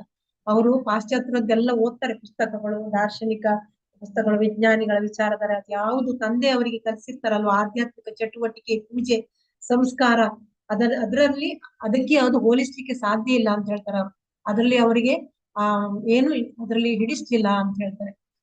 ತಟಕ್ಕನೆ ಸಿಕ್ಕ ಪಾಶ್ಚಾತ್ಯ ಜ್ಞಾನಾನಿಧಿ. ಕೆಲವರು ಏನ್ ಮಾಡ್ತಾರೆ, ಅದರಿಂದ ಆಸೆ ಉಂಟಾಗ್ತದೆ, ಅಧ್ಯಯನದ ಲಾಲಸೆ ಹುಟ್ಟಿಸ್ಕೊಳ್ತಾರೆ. ಮತ್ತೆ ಕೆಲವರು ಉತ್ತಮ ವೃತ್ತಿಪರ ಕೆಲಸಗಳು ಸಿಗ್ಬಹುದು ಅನ್ನೋ ಆಸೆ ಇಟ್ಕೊಳ್ತಾರೆ. ಆದ್ರೆ ಅಭಯ ಇವೆರಡರಲ್ಲೂ ದೂರ ಇರ್ತಾನೆ. ಅದು ಯಾವುದು ಅವರಿಗೆ ಹಿಡಿಸಿಕೊಳ್ಳುವುದಿಲ್ಲ. ಅವರ ಆಳದಲ್ಲಿ ಬರುತ್ತಿದ್ದ ಚಿಂತನೆ ಎಂದರೆ ಯಾವಾಗ್ಲೂ ಧಾರ್ಮಿಕ, ದಾರ್ಶನಿಕ ಅಥವಾ ದೈವ ಭಕ್ತಿಯ ಏನೋ ಒಂದು ವಿಷಯ, ಅದು ಮಾತ್ರ ಅವರ ತಲೆಯಲ್ಲಿ ಬರ್ತಿತ್ತು. ಇಲ್ಲಿ ಯಾವುದು ಇದು ಪಾಶ್ಚಾತ್ಯರ ಇದನ್ನು ಅವರು ಆಸೆ ಮಾಡ್ತಿರ್ಲಿಲ್ಲ. ಆದರೂ ಸ್ಕಾಟಿಷ್ ಚರ್ಚ್ನ ಕಾಲೇಜಿನ ವಿದ್ಯಾರ್ಥಿಯಾಗಿ ವಿದ್ಯಾಜೀವನ ತನ್ನ ಕಾಲ ಮತ್ತು ಲಕ್ಷ್ಯಗಳನ್ನು ವಿನಿಯೋಗಿಸ್ತಿದ್ದ. ಅಲ್ಲಿ ಒಳ್ಳೆ ವಿದ್ಯಾರ್ಥಿಯಾಗಿ ಅವರ ಜೀವನವನ್ನಲ್ಲಿ ಕಳೆತಾ ಇದ್ರು. 2ನೇ ವರ್ಷದಲ್ಲಿ ಅಭಯನಿಗೆ ಒಂದು ವಿಚಿತ್ರ ಕನಸು ಬೀಳ್ತದೆ. ಅಯ್ಯೋ, ನೀನ್ ನನ್ನನ್ನು ತಂದು ಇಲ್ಲಿ ಪೆಟ್ಟಿಗೆಯಲ್ಲಿ ಹಾಕಿಟ್ಟಿದ್ಯಾ, ನೀನ್ ನನಗೆ ಪೂಜೆ ಮಾಡು ಅಂತ ಹೇಳ್ತಾರೆ. ಆಮೇಲೆ ಅವರಿಗೆ ಇಷ್ಟ ದೈವವನ್ನು ಮರೆತದ್ದಕ್ಕಾಗಿ ಅಭಯನಿಗೆ ತುಂಬಾ ದುಃಖವಾಯಿತು. ಮನೆ ಪಾಠ ಸಿದ್ಧತೆಯ ನಡುವೆಯೂ ಅವರು ರಾಧಾಕೃಷ್ಣರ ಪೂಜೆಯನ್ನು ಆರಂಭ ಮಾಡ್ತಾರೆ. ಅಭಯನಿಗಿಂತ 1 ವರ್ಷ ಮುಂದಿನ ತರಗತಿಯಲ್ಲಿ ಉಗ್ರ ರಾಷ್ಟ್ರವಾದಿ ಸುಭಾಷ್ ಚಂದ್ರ ಬೋಸ್ ಅವರು ಯಾವುದೋ ಬೇರೆ ಪ್ರೆಸಿಡೆನ್ಸಿ ಸ್ಕೂಲ್ ಅಲ್ಲಿ ಇದ್ರಂತೆ. ಅಲ್ಲಿ ಏನೋ ಒಂದು ಗಲಾಟೆ ಮಾಡಿ ಅಲ್ಲಿ ಅವರಿಗೆ ಹೊರಗೆ ಹಾಕ್ತಾರೆ, ಉಚ್ಚಾಟನೆ ಮಾಡ್ತಾರೆ. ಅಲ್ಲಿಂದ ಇವರು ಇರುವ ಕಾಲೇಜಿಗೆ ಇಲ್ಲಿ ಬರ್ತಾರೆ, ಕಾಲೇಜಿನಿಂದ ಉಚ್ಚಾಟನೆ ಮಾಡಿ ಇಲ್ಲಿಗೆ ಬರ್ತಾರೆ. ಇಲ್ಲಿ ಇವರ ಮುಂದಿನ 1 ವರ್ಷ ಮುಂದೆ ಇರ್ತಾರೆ ಅವ್ರು. ಇವರೆಲ್ಲ ಏನ್ ಮಾಡ್ತಾರೆ, ಕ್ರಾಂತಿಯ ವಿಷಯ, ಈ ಸ್ವಾತಂತ್ರ್ಯದ ವಿಷಯ ಅದೆಲ್ಲ ಮಾತಾಡ್ತಾರೆ. ಇನ್ನು ಕಿವಿಗೆ ಬೀಳ್ತದೆ, ಎಲ್ಲ ಕೇಳ್ತಾನೆ ಇರ್ತದೆ. ಶಸ್ತ್ರಾಸ್ತ್ರ ಕಾಯ್ದೆಯ ವಿರುದ್ಧ ಹೋರಾಡಿ ಬಿಪಿನ್ ಚಂದ್ರಪಾಲ್ 1905ರಲ್ಲಿ ವಂಗ ವಿಭಜನೆ ವಿರುದ್ಧ ಆಂದೋಲನ ಮಾಡಿ ಬ್ರಿಟಿಷರನ್ನು ಕಂಗೆಡಿಸಿದ ಸುರೇಂದ್ರನಾಥ ಬ್ಯಾನರ್ಜಿ, ಇವರ ಮೇಲೆಲ್ಲ ಈ ಪ್ರಭುಪಾದರಿಗೆ ಸ್ವಲ್ಪ ಇದಿರ್ತದೆ. ಎಂತಂದ್ರೆ ನೋಡಿ, ಭಾರತದ ವೀರ ಪುರುಷರು ಬಂಗಾಳದಲ್ಲಿ ಪ್ರಸಿದ್ಧರಾಗಿದ್ದ ಭಾರತದ ಪುರುಷರ ವಿಷಯವಾಗಿಯೂ ತಿಳಿದುಕೊಳ್ತಾರೆ ಇವರು. ಯಾರು ಪ್ರಭುಪಾದ ಅವರೆಲ್ಲ ಯಾರು, ಬಿಪಿನ್ ಚಂದ್ರಪಾಲ್, ಆಮೇಲೆ ಗಾಂಧೀಜಿ, ಆಮೇಲೆ ಸುರೇಂದ್ರನಾಥ ಬ್ಯಾನರ್ಜಿ, ಇವರ ಬಗ್ಗೆ ಲಜಪತ್ ರಾಯ್, ಇವರ ವಿಷಯಗಳನ್ನೆಲ್ಲ ಸ್ವಲ್ಪ ಸ್ವಲ್ಪ ತಿಳ್ಕೊಳ್ತಾರೆ. ಆಮೇಲೆ ಸ್ಕಾಟಿಷ್ ಚರ್ಚ್ ಕಾಲೇಜ್ ಸರ್ಕಾರದ ವಿರುದ್ಧ ಪ್ರಚಾರವನ್ನು ತುಂಬಾ ಕಟ್ಟುನಿಟ್ಟಾಗಿ ನಿಷೇಧಿಸಿತ್ತು. ಇಲ್ಲಿ ಪ್ರಚಾರ ಮಾಡ್ಲಿಕ್ಕಿಲ್ಲ, ಈ ಕ್ರಾಂತಿಗಳಿಗೆಲ್ಲ ಹೋಗ್ಲಿಕ್ಕಿಲ್ಲ ಮಕ್ಕಳು ಅಂತ ಹೇಳ್ತಾರೆ. ಹೋಮ್ ರೂಲ್ ಚಳವಳಿಯ ಬಗ್ಗೆ ವಿದ್ಯಾರ್ಥಿಗಳಿಗೆ ಸ್ವಲ್ಪ ಸಹಾನುಭೂತಿ ಇರ್ತದೆ, ಆದ್ರೆ ಅವ್ರು ಏನ್ ಮಾಡ್ತಾರೆ, ಕಾಲೇಜುಗಳಲ್ಲಿ ಯಾವ ಚಿಹ್ನೆ ತೋರಿಸ್ಕೊಳ್ಳೋದಿಲ್ಲ, ಸುಮ್ಮನೆ ಒಳಗೊಳಗೆ ಗುಪ್ತವಾಗಿ ಅಲ್ಲಿ ಅವ್ರು ಸಭೆ ಮಾಡ್ತಾ ಇದ್ರು. ಸುಭಾಷ್ ಚಂದ್ರ ಬೋಸ್ರು ಸ್ವಾತಂತ್ರ್ಯದ ಆಂದೋಲನ ವಿದ್ಯಾರ್ಥಿಗಳು ಬೆಂಬಲಿಸಬೇಕೆಂದು ಒತ್ತಾಯ ಮಾಡ್ತಾರೆ. ಅಭಯನು ಕೇಳಿಸ್ಕೊಳ್ತಾನೆ, ಆದ್ರೆ ಬೋಸನ ಧರ್ಮಶ್ರದ್ಧೆ, ಉತ್ಸಾಹ ಮತ್ತು ಸಂಕಲ್ಪ ಶಕ್ತಿಗಳನ್ನು ಅಭಯ ಮೆಚ್ಚಿಕೊಳ್ತಾರೆ. ಅಭಯನಿಗೆ ರಾಜಕೀಯ ಚಟುವಟಿಕೆಗಳಲ್ಲಿ ಆಸಕ್ತಿ ಇಲ್ಲವಾದರೂ ಸ್ವಾತಂತ್ರ್ಯ ಚಳವಳಿಯ ತತ್ವಗಳನ್ನು ಅವನ ಮೇಲೆ ಗಾಢ ಪ್ರಭಾವವನ್ನು ಮಾಡಿದ್ದವು. ಅವರಿಗೆ ರಾಜಕೀಯ ಇದೆಲ್ಲ ಇಷ್ಟ ಇರುವುದಿಲ್ಲ, ಆದ್ರೆ ಸ್ವಾತಂತ್ರ್ಯ ಅಂದ್ರೆ ನಾವೀಗ ಇನ್ನೊಬ್ಬರ ಅಡಿಯಾಳಾಗಿದ್ದೇವೆ ಅದು ಅವ್ರಿಗೆ ಗೊತ್ತಿದೆ. ಅವರು ಅದೊಂದು ಪುಸ್ತಕ ಎಲ್ಲ ನೋಡಿದ್ದಾರೆ ಅಲ್ವಾ, ಓದಿದ್ದಾರೆ, ಅದರಲ್ಲೆಲ್ಲ ಅವರಿಗೆಲ್ಲ ತಿಳ್ಕೊಂಡಿದ್ದಾರೆ. ಅವರು ಸ್ವರಾಜ್ಯಕ್ಕಾಗಿ ಭಾರತ ಹೋರಾಟವು ಒಂದು ಧರ್ಮಯುದ್ಧ ಎಂದು ಅನೇಕ ಬಂಗಾಳಿ ಭಾಷಣಕಾರರು ಮತ್ತು ಬರೆಹಗಾರರು ಘೋಷಿಸಿದರು. ಇದೆಲ್ಲ ಕೇಳಿಸ್ಕೊಳ್ತಾರೆ ಅವರು. ರಾಷ್ಟ್ರೀಯವಾದಿಗಳು ರಾಷ್ಟ್ರೀಯ ವಿಮುಕ್ತಿಯು ಪ್ರಾಪಂಚಿಕ ಬಂಧನಗಳಿಂದ ಪಾರಾಗುವ ಆತ್ಮದ ವಿಮುಕ್ತಿಗೆ ಸಮ ಎಂದು ಭಾವಿಸಿದರು. ಅಂದ್ರೆ ಇವರೊಟ್ಟಿಗೆ ನಾವು ರಾಷ್ಟ್ರೀಯವಾದಿಗಳು ರಾಜಕೀಯ ವಿಮುಕ್ತಿ ಇದೆಲ್ಲ ನಮ್ಗೆ ಸಿಕ್ಕಿದ್ರೆ ಏನಾಗ್ತದೆ, ಪ್ರಾಪಂಚಿಕ ಬಂಧನಗಳಿಂದ ಪಾರಾಗುವ ಆತ್ಮದ ವಿಮುಕ್ತಿಗೆ ಸಮ ಎಂದು ಭಾವಿಸ್ತಾರೆ. ಇದೆಲ್ಲ ಸ್ವರಾಜ್ಯ ಹೋರಾಟಗಾರರು ಹೇಳುವಂತ. ತಂದೆಯಿಂದ ಮೈಗೂಡಿಸಿಕೊಂಡು ತಾನು ಚಿಕ್ಕಂದಿನಿಂದಲೂ ನಂಬಿಕೊಂಡು ಬಂದಿದ್ದ ಪರಮ ಸತ್ಯನಾದ ಶ್ರೀಕೃಷ್ಣನ ಶ್ರದ್ಧಾಪೂರ್ಣ ಸೇವೆಯಲ್ಲಿ ಅಭಯನಿಗೆ ಆಸಕ್ತಿ ಇತ್ತು. ಇದರೊಂದಿಗೆ ಹೋಲಿಸಿದರೆ ಭಾರತದ ಸ್ವಾತಂತ್ರ್ಯ ಎನ್ನುವುದು ಒಂದು ತಾತ್ಕಾಲಿಕ ಸಾಪೇಕ್ಷ ಸತ್ಯವಾಗಿತ್ತು. ವೈದಿಕ ಧರ್ಮ ಗ್ರಂಥಗಳೇ ಸರ್ವಶ್ರೇಷ್ಠವೆಂದು ಕೆಲವರು ಸ್ವರಾಜ್ಯವಾದಿ ನಾಯಕರು ಒಪ್ಪಿಕೊಂಡದ್ದೇನೋ ನಿಜ, ಆದರೆ ವಿದೇಶಿ ಆಳ್ವಿಕೆಯ ಕಳಂಕದಿಂದ ಭಾರತವು ಮುಕ್ತವಾಗುವವರೆಗೆ ಭಾರತೀಯ ಸನಾತನ ಸಂಸ್ಕೃತಿಯ ವೈಭವವನ್ನು ಅಂದ್ರೆ ಭಾರತೀಯ ಸಂಸ್ಕೃತ ಇದು ವೈಭವ ಮೆರಲಿಕ್ಕೆ ಆಗುದೇ ಇಲ್ಲ. ನಾವು ಯಾವಾಗಲೂ ಅವರ ಅಡಿಯಾಳಾಗಿ ಇರ್ಬೇಕು. ಅವ್ರು ಬಿಡುದಿಲ್ಲ ಅದನ್ನು ಮಾಡ್ಲಿಕ್ಕೆ, ಅದನ್ನು ನಾವು ಬೆಳಗಿಸ್ಬೇಕು. ಆಗ ಅವರನ್ನು ಸೋಲಿಸಿ ನಾವು ಇಲ್ಲಿ ನಮ್ಮ ಸಂಸ್ಕೃತಿ ಬಂದ್ರೆ ಇಡೀ ಜಗತ್ತನ್ನೇ ಬೆಳಗಿಸಬಹುದು. ಅದರಿಂದ ಜಗತ್ತಿಗೆ ನಮ್ಮ ಸಂಸ್ಕೃತಿಯನ್ನು ಬೆಳಗಿಸಲು ಸಾಧ್ಯ ಇದೆ ಅಂತ ಹೇಳ್ತಾರೆ ಈ ಸ್ವರಾಜ್ಯವಾದಿಗಳು. ಅವರು ವಾದಿಸಿದರು. ಭಾರತೀಯ ಸಂಸ್ಕೃತಿಯ ಸರ್ವೋಚ್ಚ ಉತ್ಕೃಷ್ಟತೆಯನ್ನು ವಿದೇಶಿಯರು ದೂಷಿಸಿ ಅವಹೇಳನ ಮಾಡುತ್ತಿದ್ದಾರೆ ಎಂದು ಸ್ಪಷ್ಟಪಡಿಸಿದ್ದಾರೆ. ನಮ್ಮ ಸಂಸ್ಕೃತಿಯಲ್ಲಿ ಅವರು ಅವಹೇಳನ ಮಾಡ್ತಿದ್ದಾರೆ. ಅವರನ್ನು ನಾವು ಹೋರಾಡಿ ನಾವು ನಮ್ಮ ಸ್ವಾತಂತ್ರ್ಯವನ್ನು ಪಡ್ಕೊಳ್ಬೇಕು, ನಮ್ಮ ಸಂಸ್ಕೃತಿಯನ್ನು ದೇಶಾದ್ಯಂತ ಬೆಳೆಸಬೇಕು ಅಂತ ಹೇಳ್ತಾರೆ. ಅಭಯನಿಗೂ ಇದು ಅನುಭವಕ್ಕೆ ಬಂದಿತ್ತು. ತನಗೆ ಪಠ್ಯವಾಗಿದ್ದ ಭಾರತದಲ್ಲಿ ಇಂಗ್ಲೆಂಡಿನ ಕಾರ್ಯ ಈ ಪುಸ್ತಕ ಅವರು ಓದಿದ್ದಾರೆ ಮೊದಲೇ ಕಾಲೇಜಿಗೆ ಹೋಗುವಾಗ. ಎಂಬ ಗ್ರಂಥಕರ್ತ್ಯ ಘೋಷ ಎಂಬುವನು ಬ್ರಿಟಿಷರ ಆಳ್ವಿಕೆ ಬರುವ ಮುಂಚೆ ಕ್ರೈಸ್ತ ಧರ್ಮವು ಭಾರತದಲ್ಲಿ ಹರಡುವುದಕ್ಕೆ ಮುಂಚೆ ಭಾರತವು ಧಾರ್ಮಿಕವಾಗಿ ಕೀಳು ಸಂಸ್ಕೃತಿಯನ್ನು ಹೊಂದಿತ್ತೆಂಬ ಮತ್ತು ವೈಜ್ಞಾನಿಕ ಗ್ರಂಥಗಳು ಪ್ರಾಚೀನವಲ್ಲ, ಬಹಳ ಅಶುದ್ಧವಾದವು ಎಂಬ ಒಂದು ತತ್ವವನ್ನು ಪ್ರತಿಪಾದಿಸಿದರು. ಅಂದ್ರೆ ನಮ್ಮದೆಲ್ಲ ಅಶುದ್ಧವಾದದ್ದು, ನಮ್ಮ ಗ್ರಂಥಗಳು ಪ್ರಾಚೀನದ್ದು ಅಲ್ಲ ಅಂತ ಹೇಳ್ತಾರಂತೆ. ಅವನು ಹೇಳ್ತಾನೆ ಧಾರ್ಮಿಕವಾಗಿ ಕೀಳು ಸಂಸ್ಕೃತಿ ನಮ್ಮದು ಅಂತ ಹೇಳ್ತಾನೆ ಆ ಪುಸ್ತಕದಲ್ಲಿ. ಅಧ್ಯಯನ ಪ್ರಾಧ್ಯಾಪಕರು ಕರ್ಮ ಸಿದ್ಧಾಂತವನ್ನು ಹೀಯಾಳಿಸಿದ್ರು ಒಮ್ಮೆ. ಅದು ಕೂಡ ಇವರಿಗೆ ತುಂಬಾ ಬೇಜಾರಾಗಿತ್ತು. ನಮ್ಮ ಶಾಸ್ತ್ರಗಳ ವಿಷಯವಾಗಿ ಬ್ರಿಟಿಷರು ಅನೇಕ ಅವಹೇಳನಕಾರಿ ಮಾತುಗಳನ್ನು ಆಡಿದ್ದರು. ಭಾರತವು ಸ್ವಾತಂತ್ರ್ಯವನ್ನು ಗಳಿಸಿದರೆ ಪ್ರತಿಯೊಬ್ಬ ಭಾರತೀಯನೇ ಅಲ್ಲದೆ ವಿಶ್ವದ ಪ್ರತಿಯೊಬ್ಬನು ಭಾರತದಲ್ಲಿ ಅತ್ಯುನ್ನತ ಮಟ್ಟದಲ್ಲಿ ವಿಕಾಸಗೊಂಡಿರುವ ವೈದಿಕ ಸಂಸ್ಕೃತಿಯಿಂದ ಲಾಭ ಪಡೆಯಬಹುದಾಗಿದೆ ಅಂತ ಇವರು ಸ್ವರಾಜ್ಯದವರು ಹೇಳ್ತಾರೆ. ಸ್ವರಾಜ್ಯವಾದಿಗಳು ಅಂದ್ರೆ ಭಾರತೀಯ ಒಬ್ಬ ಅಲ್ಲ, ವಿಶ್ವದ ಪ್ರತಿಯೊಬ್ಬ ನಾವೆಲ್ಲರೂ ಸಹ ಅತ್ಯುನ್ನತ ಮಟ್ಟದಲ್ಲಿ ನಮ್ಮ ಸಂಸ್ಕೃತಿಯಲ್ಲಿ ಲಾಭ ಪಡೆಯಬಹುದು ಅಂತ ಹೇಳ್ತಾರೆ. ಮುಕ್ತ ಆಶಯಗಳಿಂದ ಕೂಡಿದ್ದರೂ ಸ್ವರಾಜ್ಯದ ಕರೆಯು ವಾಸ್ತವವಾಗಿ ಎಲ್ಲ ವಿದ್ಯಾರ್ಥಿಗಳನ್ನು ಸೆಳೆಯಿತು. ಅದು ಗುಟ್ಟುಗುಟ್ಟಾಗಿತ್ತು, ಆದ್ರೂ ಎಲ್ಲ ವಿದ್ಯಾರ್ಥಿಗಳ ಅದು ಸೆಳ್ಕೊಳ್ತದೆ, ಅವರ ಮನಸ್ಸಿಗೆ ಹೋಗ್ತದೆ, ಅವರಿಗೆ ಅರ್ಥ ಆಗ್ತದೆ ಅಲ್ವಾ. ತಾವೆಲ್ಲ ಈಗ ಅವರ ಅಂಡರಲ್ಲಿ ಕೆಲಸ ಮಾಡ್ತಿದ್ದೇವೆ, ಅವರನ್ನು ಹಂಗಿಸ್ತಾರೆ ಇದೆಲ್ಲ ಗೊತ್ತಾಗ್ತದೆ ಅವರಿಗೆ. ಅವರಲ್ಲಿ ಅಭಯನೂ ಒಬ್ಬನಾಗಿದ್ದ. ಅವನಿಗೆ ಗಾಂಧೀಜಿಯ ಮೇಲೆ ಅತೀವ ಆಸಕ್ತಿ. ಗಾಂಧೀಜಿಯ ಕೈಯಲ್ಲಿ ಯಾವಾಗಲೂ ಭಗವದ್ಗೀತೆ ಇರ್ತಿತ್ತು. ಅವ್ರು ಏನ್ ಎಣಿಸ್ತಾರೆ, ಈ ಗಾಂಧೀಜಿಯಿಂದಾದ್ರೂ ಈ ಭಗವದ್ಗೀತೆಯಿಂದ ತಾವು ಮಾರ್ಗದರ್ಶನ ಪಡೆದಿರುವುದಾಗಿ ಹೇಳಿದ್ದರು. ಗಾಂಧೀಜಿಯವರ ವ್ಯಕ್ತಿಗತ ಸ್ವಭಾವಗಳು ತುಂಬಾ ಶುದ್ಧವಾಗಿತ್ತು. ಅಂದ್ರೆ ಇಲ್ಲಿ ಗಾಂಧೀಜಿಯಿಂದಾದ್ರೂ ಏನಾದ್ರೂ ಇದು ಫೇಮಸ್ ಆಗ್ಬಹುದು ಅಂತ ಅವ್ರು ಎಣಿಸ್ತಾರೆ. ದೇವೋತ್ತಮ ಕೃಷ್ಣನ ಪವಿತ್ರೋಕ್ತಿಗಳನ್ನು ಸದಾ ಓದುತ್ತಿದ್ದರು.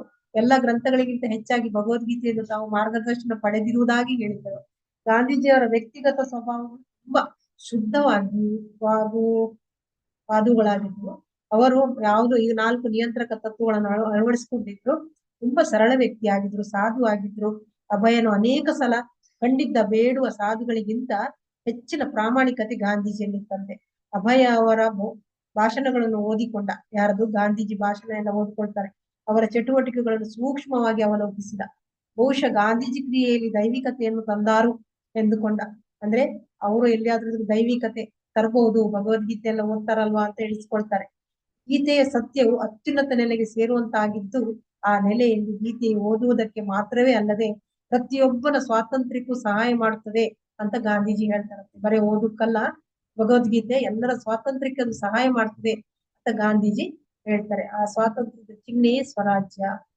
ಅಭಯನು ವಿದ್ಯಾರ್ಥಿಯಾಗಿದ್ದ ಅವಧಿ ಸ್ಕ್ಯಾಟಿಸ್ ಚರ್ಚ್ನ ಕಾಲೇಜಿನಲ್ಲಿ ರಾಷ್ಟ್ರೀಯತೆ ಪರವಾದ ವಿದ್ಯಾರ್ಥಿಗಳ ಸಹಾನುಭೂತಿ ಗುಪ್ತಚರ ರೀತಿಯಲ್ಲೇ ಸಾಗಿತ್ತು.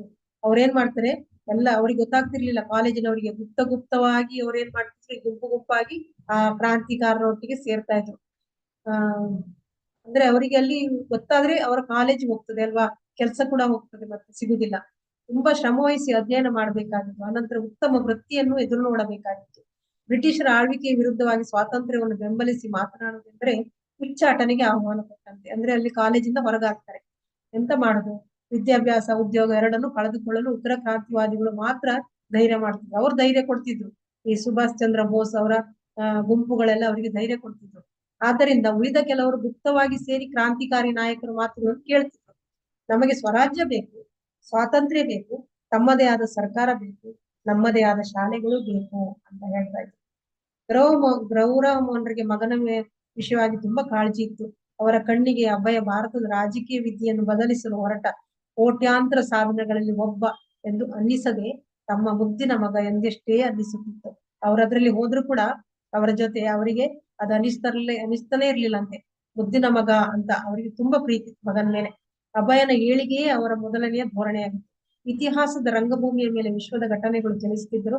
ತಾವು ಇಚ್ಛಿಸಿದ್ದ ಹಾಗೆ, ತಾವು ಪ್ರಾರ್ಥಿಸಿದ್ದ ಹಾಗೆ ಮಗನ ಭವಿಷ್ಯವು ಸಾಗುವುದರ ಕಡೆಗೆ ತಂದೆಯ ಲಕ್ಷ್ಯವಿತ್ತು. ಅವರಿಗೆ ಅವನು ಆಧ್ಯಾತ್ಮಿಕವಾದಿ ಆಗ್ಬೇಕು ಅನ್ನೋದೇ ಆಶೆ ಇತ್ತು. ಅಭಯ ಶುದ್ಧ ವೈಷ್ಣವನಾಗಿ ರಾಧಾರಾಣಿಯ ಭಕ್ತನಾಗುವಂತೆ ಅವರು ಎಲ್ಲ ಸಿದ್ಧತೆಗಳನ್ನು ಮಾಡಿದರು. ಕೃಷ್ಣನ ಪೂಜೆ ಮಾಡು, ಶುದ್ಧ ಚರಿತನಾಗು, ಬಾಳು ಮತ್ತು ಎಲ್ಲ ಹೇಳಿಕೊಟ್ಟಿದ್ರು. ಮಗನಿಗೆ ಒಳ್ಳೆಯ ವಿದ್ಯಾಭ್ಯಾಸಕ್ಕೆ ಕೂಡ ಹಾಕಿದ್ದಾರೆ. ಮಗನಿಗೆ ಮದುವೆ ಕೂಡ ಮಾಡ್ಬೇಕು ಅಂತ ಯೋಚನೆ ಮಾಡಿದ್ರು. ವೈದಿಕ ಸಂಪ್ರದಾಯದ ಪ್ರಕಾರ ತಂದೆ ತಾಯಿಗಳು ತುಂಬಾ ಎಚ್ಚರಿಕೆಯಿಂದ ಮದುವೆಗೆ ವ್ಯವಸ್ಥೆ ಮಾಡ್ತಾರೆ. ಇವರಿಗೆ ಮದುವೆ ಮಾಡ್ಲಿಕ್ಕೆ ಯೋಚನೆ ಮಾಡ್ತಾರೆ. ಅವರ ಅಕ್ಕ ತಂಗಿಯನ್ನೆಲ್ಲ ಋತುಮತಿ ಆಗುವ ಮೊದ್ಲೇ ಮದುವೆ ಮಾಡಿ ಕೊಟ್ಟಿರ್ತಾರಂತೆ. 12 ವರ್ಷ 11 ವರ್ಷ ಆಗಾಗ್ಲೇ ಮಾಡ್ತಾರೆ. ಇವರಿಗೊಂದು ಹುಡುಗಿಯನ್ನು ನೋಡ್ತಾರೆ, ಅವರೇ ರಾಧಾರಾಣಿ. ಆದ್ರೆ ಅವರಿಗೆ ಇಷ್ಟ ಇರುವುದಿಲ್ಲ. ಆಮೇಲೆ ತಂದೆ ಒತ್ತಾಯ ಮಾಡ್ತಾರೆ. ಆಮೇಲೆ ಅವರು ಮದುವೆಗೆ ಹೋಗ್ತಾರೆ. ಆದ್ರೆ ಮದುವೆ ಆಗಿ 1 ವರ್ಷ ಅವರು ಅವರವರ ಮನೆಯಲ್ಲೇ ಇರ್ತಾರೆ, ತಾಯಿ ತಂದೆಯ ಮನೆಯಲ್ಲೇ ಇರುವಂತಹದ್ದು. ಆಮೇಲೆ ಕ್ರಮೇಣವಾಗಿ ಅವರು ಗಂಡನ ಮನೆಗೆ ಬಂದು ಋತುಮತಿ ಆದ ನಂತರ ಒಟ್ಟಿಗೆ ಇದ್ದುಕೊಂಡು ಜೀವನವನ್ನು ಮಾಡುವಂತಹದ್ದು. ಪರಸ್ಪರ ಪ್ರೀತಿ ಪಾತ್ರರು ಆಗುತ್ತಾರೆ. ಋತುಮತಿ ಆದ ನಂತರ ಬೇರಾವ ಹುಡುಗನೊಂದಿಗೂ ಸಂಪರ್ಕ ಕೊಳ್ಳದಂತ ಹುಡುಗಿ ಸಹಜವಾಗಿ ಗಂಡನಿಗೆ ವಿಧೇಯಳಾಗಿ ಉಳಿಯುತ್ತಾಳೆ. ಕಲ್ಕತ್ತೆಯಲ್ಲಿ ವಿವಾಹ ಯೋಗ್ಯ ಕನ್ಯೆಯನ್ನು ಪಡೆದಿದ್ದ ಅನೇಕರು ಗೌರವ ಮೋಹನರ ಸ್ನೇಹಿತರಾಗಿದ್ದರು. ಬಹುಕಾಲದಿಂದ ಅಭಯನಿಗೆ ತಕ್ಕ ವಧುವನ್ನು ಆರಿಸಬೇಕೆಂದು ಗೌರವ ಮೋಹನ್ ಯೋಚಿಸುತ್ತಿದ್ದು, ಮಲಿಕರಿಗೆ ಸಂಬಂಧಪಟ್ಟ ಸುವರ್ಣ ಮಲಿಕ್ ವಂಶದ ಮಗಳಾದ ರಾಧಾರಾಣಿ ಅವಳನ್ನು ನೋಡ್ತಾರೆ. ಅವಳನ್ನು ನೋಡಿದ ನಂತರ ಅವಳಿಗೆ ಎಷ್ಟು 11 ವರ್ಷ ಅಷ್ಟೇ. ಅವಳ ತಂದೆ ಹಾಗೂ ಗೌರವ ಮೋಹನ್ ಕುಟುಂಬದವರೆಲ್ಲ ಸೇರಿ ಮಾತುಕತೆ ನಡೆಸಿ ಮದುವೆಗೆ 2 ಕುಟುಂಬಗಳು ಸಮ್ಮತಿ ಮಾಡ್ತಾರೆ. ಅಭಯ ಆಗ 3ನೇ ವರ್ಷದಲ್ಲಿ ಕಾಲೇಜಲ್ಲಿದ್ದವರು. ಆದಾಯವಿಲ್ಲದ ವ್ಯಕ್ತಿ. ಕಾಲದಲ್ಲಿ ವಿದ್ಯಾರ್ಥಿಗಳು ಮದುವೆ ಆಗುವುದು ತುಂಬಾ ಸಾಮಾನ್ಯವಾದ ಸಂಗತಿಯಾಗಿತ್ತು. ಏಕೆಂದ್ರೆ ಅವರಿಗೆ ಕೂಡಲೇ ಆರ್ಥಿಕ ಜವಾಬ್ದಾರಿಯನ್ನು ಇರ್ತಿರ್ಲಿಲ್ಲ. ಅಭಯನಿಗೆ ತಂದೆಯ ಆಯ್ಕೆಯ ಹುಡುಗಿ ಇಷ್ಟವಿಲ್ಲ. ಅವನಿಗೆ ಬೇರೊಂದು ಕನ್ಯೆಯನ್ನು ಆಗುವ ಇಷ್ಟ ಇತ್ತು. ಆದ್ರೆ ತಂದೆಯ ಮಾತಿಗೆ ಬೆಲೆ ಕೊಟ್ಟು ಆ ಹುಡುಗಿಯನ್ನು ಮದುವೆ ಮಾಡ್ಕೊಳ್ತಾರೆ. ಅಸಮ್ಮತಿ ಒಪ್ಪಿಸುವುದಿಲ್ಲ, ಅವರು ಒಪ್ಪುತ್ತಾರೆ. ಆಮೇಲೆ ತಾಯಿ ತಂದೆಯರ ಮನೆಯಲ್ಲೇ ಇದ್ದು ಬಿಡ್ತಿದ್ರು. ಹೀಗಾಗಿ ಕುಟುಂಬವನ್ನು ಪೋಷಿಸಬೇಕಾದ ಸಂಸಾರ ಜವಾಬ್ದಾರಿ ಹೊರಲು ಇನ್ನೂ ಸಮಯವಿತ್ತು ಅವರಿಗೆ. ಅವರು ಕಾಲೇಜಲ್ಲಿದ್ದು ಎಲ್ಲಕ್ಕೂ ಮೊದಲು ಅಭಯ ಕಾಲೇಜಿನ ಶಿಕ್ಷಣವನ್ನು ಮುಗಿಸಬೇಕಾಗಿತ್ತು. ಸ್ಕಾಟಿಸ್ ಚರ್ಚ್ನ ಕಾಲೇಜಿನಲ್ಲಿ 4ನೇ ವರ್ಷದಲ್ಲಿದ್ದಾಗ ಪದವಿಯನ್ನು ಒಪ್ಪಿಕೊಳ್ಳುವುದರ ಬಗೆಗೆ ಅಭಯ ಹೀಗೆ ಹೆಂದಗೆ ಆರಂಭಿಸಿದ. ಅಂದ್ರೆ ಅವರಿಗೆ ಡಿಗ್ರಿ ಬೇಡ ಇತ್ತು. ರಾಷ್ಟ್ರೀಯ ಹೋರಾಟ ಬಗೆಗೆ ಸಹಾನುಭೂತಿ ಇದ್ದುದರಿಂದ ಬ್ರಿಟಿಷ್ ಸಂಸ್ಥೆಗಳಿಗೆ ಬದಲಾಗಿ ರಾಷ್ಟ್ರೀಯ ಶಾಲೆಗಳಿಗೆ ಸ್ಥಳೀಯ ಸರ್ಕಾರಗಳು ಇರಬೇಕೆಂದು ಭಾವಿಸಿದ್ದೇನೋ ನಿಜ. ಆದರೆ ಅಂತಹ ಪರ್ಯಾಯ ಶಾಲೆಗಳು ಇನ್ನೂ ಹುಟ್ಟಿಕೊಂಡಿರಲಿಲ್ಲ. ಇಷ್ಟಾದರೂ ಗಾಂಧೀಜಿ ಶಾಲಾ ಕಾಲೇಜುಗಳನ್ನು ಬಿಟ್ಟು ಹೊರಬರುವಂತೆ ಎಲ್ಲ ಭಾರತೀಯ ವಿದ್ಯಾರ್ಥಿಗಳು ಕರೆ ಕೊಟ್ಟರು. ಎಲ್ಲರೂ ಕಾಲೇಜ್ ಬಿಟ್ಟು ಹೊರಗೆ ಬನ್ನಿ ಅಂತ ಹೇಳ್ತಾರೆ ಭಾರತೀಯರಿಗೆಲ್ಲ. ಗಾಂಧೀಜಿ ಅವರ ಅಭಿಪ್ರಾಯದಲ್ಲಿ ವಿದೇಶಿಯರು ನಡೆಸಿದ ಶಾಲೆಗಳು ದಾಸ್ಯ ಮನೋಭಾವವನ್ನು ಹೇರುತ್ತವೆ. ಭಾರತೀಯರು ಬ್ರಿಟಿಷರ ಕೈಯಲ್ಲಿ ಗೊಂಬೆಗಳಾಗಬೇಕು, ಇನ್ನೇನು ಆಗಬಾರದು ಎಂಬಂತೆ ಮಾಡುತ್ತವೆ. ಇಂಥ ಕಾಲೇಜಿನ ಪದವಿ ಎಂದರೆ ಒಬ್ಬನ ಜೀವನ ನಿರ್ವಹಣೆಯ ಮೂಲ ಸ್ತಂಭವೂ ಆಗಿತ್ತು. ಅಭಯ ಈ ಎರಡನ್ನು ಎಚ್ಚರಿಕೆಯಿಂದ ತೂಗಿ ನೋಡಿದ. ಒಂದು ಆಚೆ ಕಡೆ ಹೋಗ್ಬೇಕು, ಇಲ್ಲಿ ಕಾಲೇಜಿಗೆ ಹೋಗ್ಬೇಕು. ಕಾಲೇಜ್ ಬಿಟ್ರೆ ಕೆಲಸ ಹೋಗ್ತದೆ ಅಲ್ವಾ, ಹೊರಗೆ ಹಾಕ್ತಾರೆ. ಏನ್ ಮಾಡುದು, ಎರಡು ಕಡೆ ಅವರು ತೂಗಿ ನೋಡ್ತಾರಂತೆ. ಅಭಯ ಮುಂದೆ ಇದು ನಾಳೆ ನೋಡೋಣ ಅಂತ ಇಲ್ಲಿಂದ ಮುಂದೆ. ಹರೇ ಕೃಷ್ಣ, ಇಲ್ಲಿಂದ ಮುಂದೆ ನಾಳೆ ನೋಡೋಣ. ಟೈಮ್ ಆಯ್ತು, 4:20 ಆಗ್ತಾ ಬಂತು. ಇಲ್ಲಿವರೆಗೆ ನೀವು ಪಾಪ ಕುತ್ಕೊಂಡು ಕೇಳಿದಿರಾ, ನಿಮ್ಗೆ ಧನ್ಯವಾದಗಳು. ವಾಂಚ ಕಲ್ಪತರುಭ್ಯಶ್ಚ ಕೃಪಾ ಸಿಂಧುಭ್ಯೇವ ಚ ಪತಿತಾನಾಂ ಪಾವನೇಭ್ಯೋ ವೈಷ್ಣವೇಭ್ಯೋ ನಮೋ ನಮಃ. ಅನಂತ ಕೋಟಿ ವೈಷ್ಣವರೊಂದಿಗೆ ಜೈ. ಇಲ್ಲಿ ನೆರೆದಿರುವ ಎಲ್ಲ ಭಕ್ತ ವೃಂದದವರಿಗೂ ಜೈ. ಪ್ರಭುಪಾದ್ ಲೀಲಾಮೃತಕ್ಕೆ ಜೈ. ನಿಮ್ಗೆಲ್ರಿಗೂ ರಾಧಾ ಗೋವಿಂದ ಒಳ್ಳೇದ್ ಮಾಡ್ಲಿ ಅಂತ ಹೇಳ್ತಾ ಈ ತರಗತಿಯನ್ನು ಇಲ್ಲಿಗೆ ಮುಗಿಸ್ತೇನೆ. ಪ್ರಶ್ನೆ ಇದ್ರೆ ಕೇಳ್ಬೋದು. ತುಂಬಾ ಸ್ಪೀಡ್ ಆಗಿ ಹೇಳಿದ್ದೇನೆ, ಯಾಕಂದ್ರೆ ಟೈಮ್ ಆಯ್ತು. ಅಲ್ಲಿ 20 ನಿಮಿಷವೇ ಇದ್ದದ್ದು ನನಗೆ ಹೇಳಲಿಕ್ಕೆ. ಹರೇ ಕೃಷ್ಣ. ಧನ್ಯವಾದಗಳು ಮಾತಾಜಿ. ಧನ್ಯವಾದಗಳು ಮಾತಾಜಿ. ಎಲ್ಲರಿಗೂ ಧನ್ಯವಾದಗಳು. ಹರೇ ಕೃಷ್ಣ ಮಾತಾಜಿ, ಧನ್ಯವಾದಗಳು ಮಾತಾಜಿ. ಎಲ್ಲರೂ ಅಟೆಂಡೆನ್ಸ್ ಹಾಕಿದ್ದಾರೆ, ಪ್ಲೀಸ್ ಅಟೆಂಡೆನ್ಸ್ ಹಾಕ್ರಿ. ಅಟೆಂಡೆನ್ಸ್ ಹಾಕಿ ಎಲ್ಲರೂ. ಹರೇ ಕೃಷ್ಣ ಮಾತಾಜಿ. ಹರೇ ಕೃಷ್ಣ ಮಾತಾಜಿ. ಧನ್ಯವಾದಗಳು ಎಲ್ರಿಗೂ.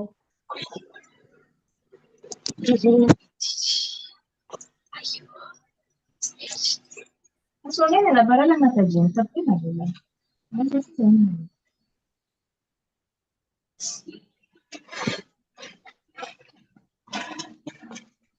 ಕೊಡ್ತಿದ್ಯಾ?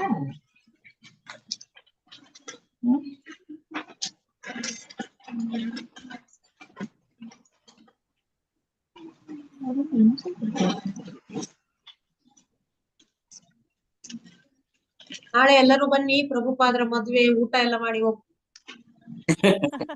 ಸರಿ ಮಾತಾಜಿ, ಬರ್ತೇವೆ. ಸರಿ ಮಾತಾಜಿ. ಇನ್ವೈಟ್ ಮಾಡಿದಕ್ಕೆ ತುಂಬಾ ಥ್ಯಾಂಕ್ಸ್ ಮಾತಾಜಿ. ಧನ್ಯವಾದ. ಬನ್ನಿ ಮದುವೆಗೆ.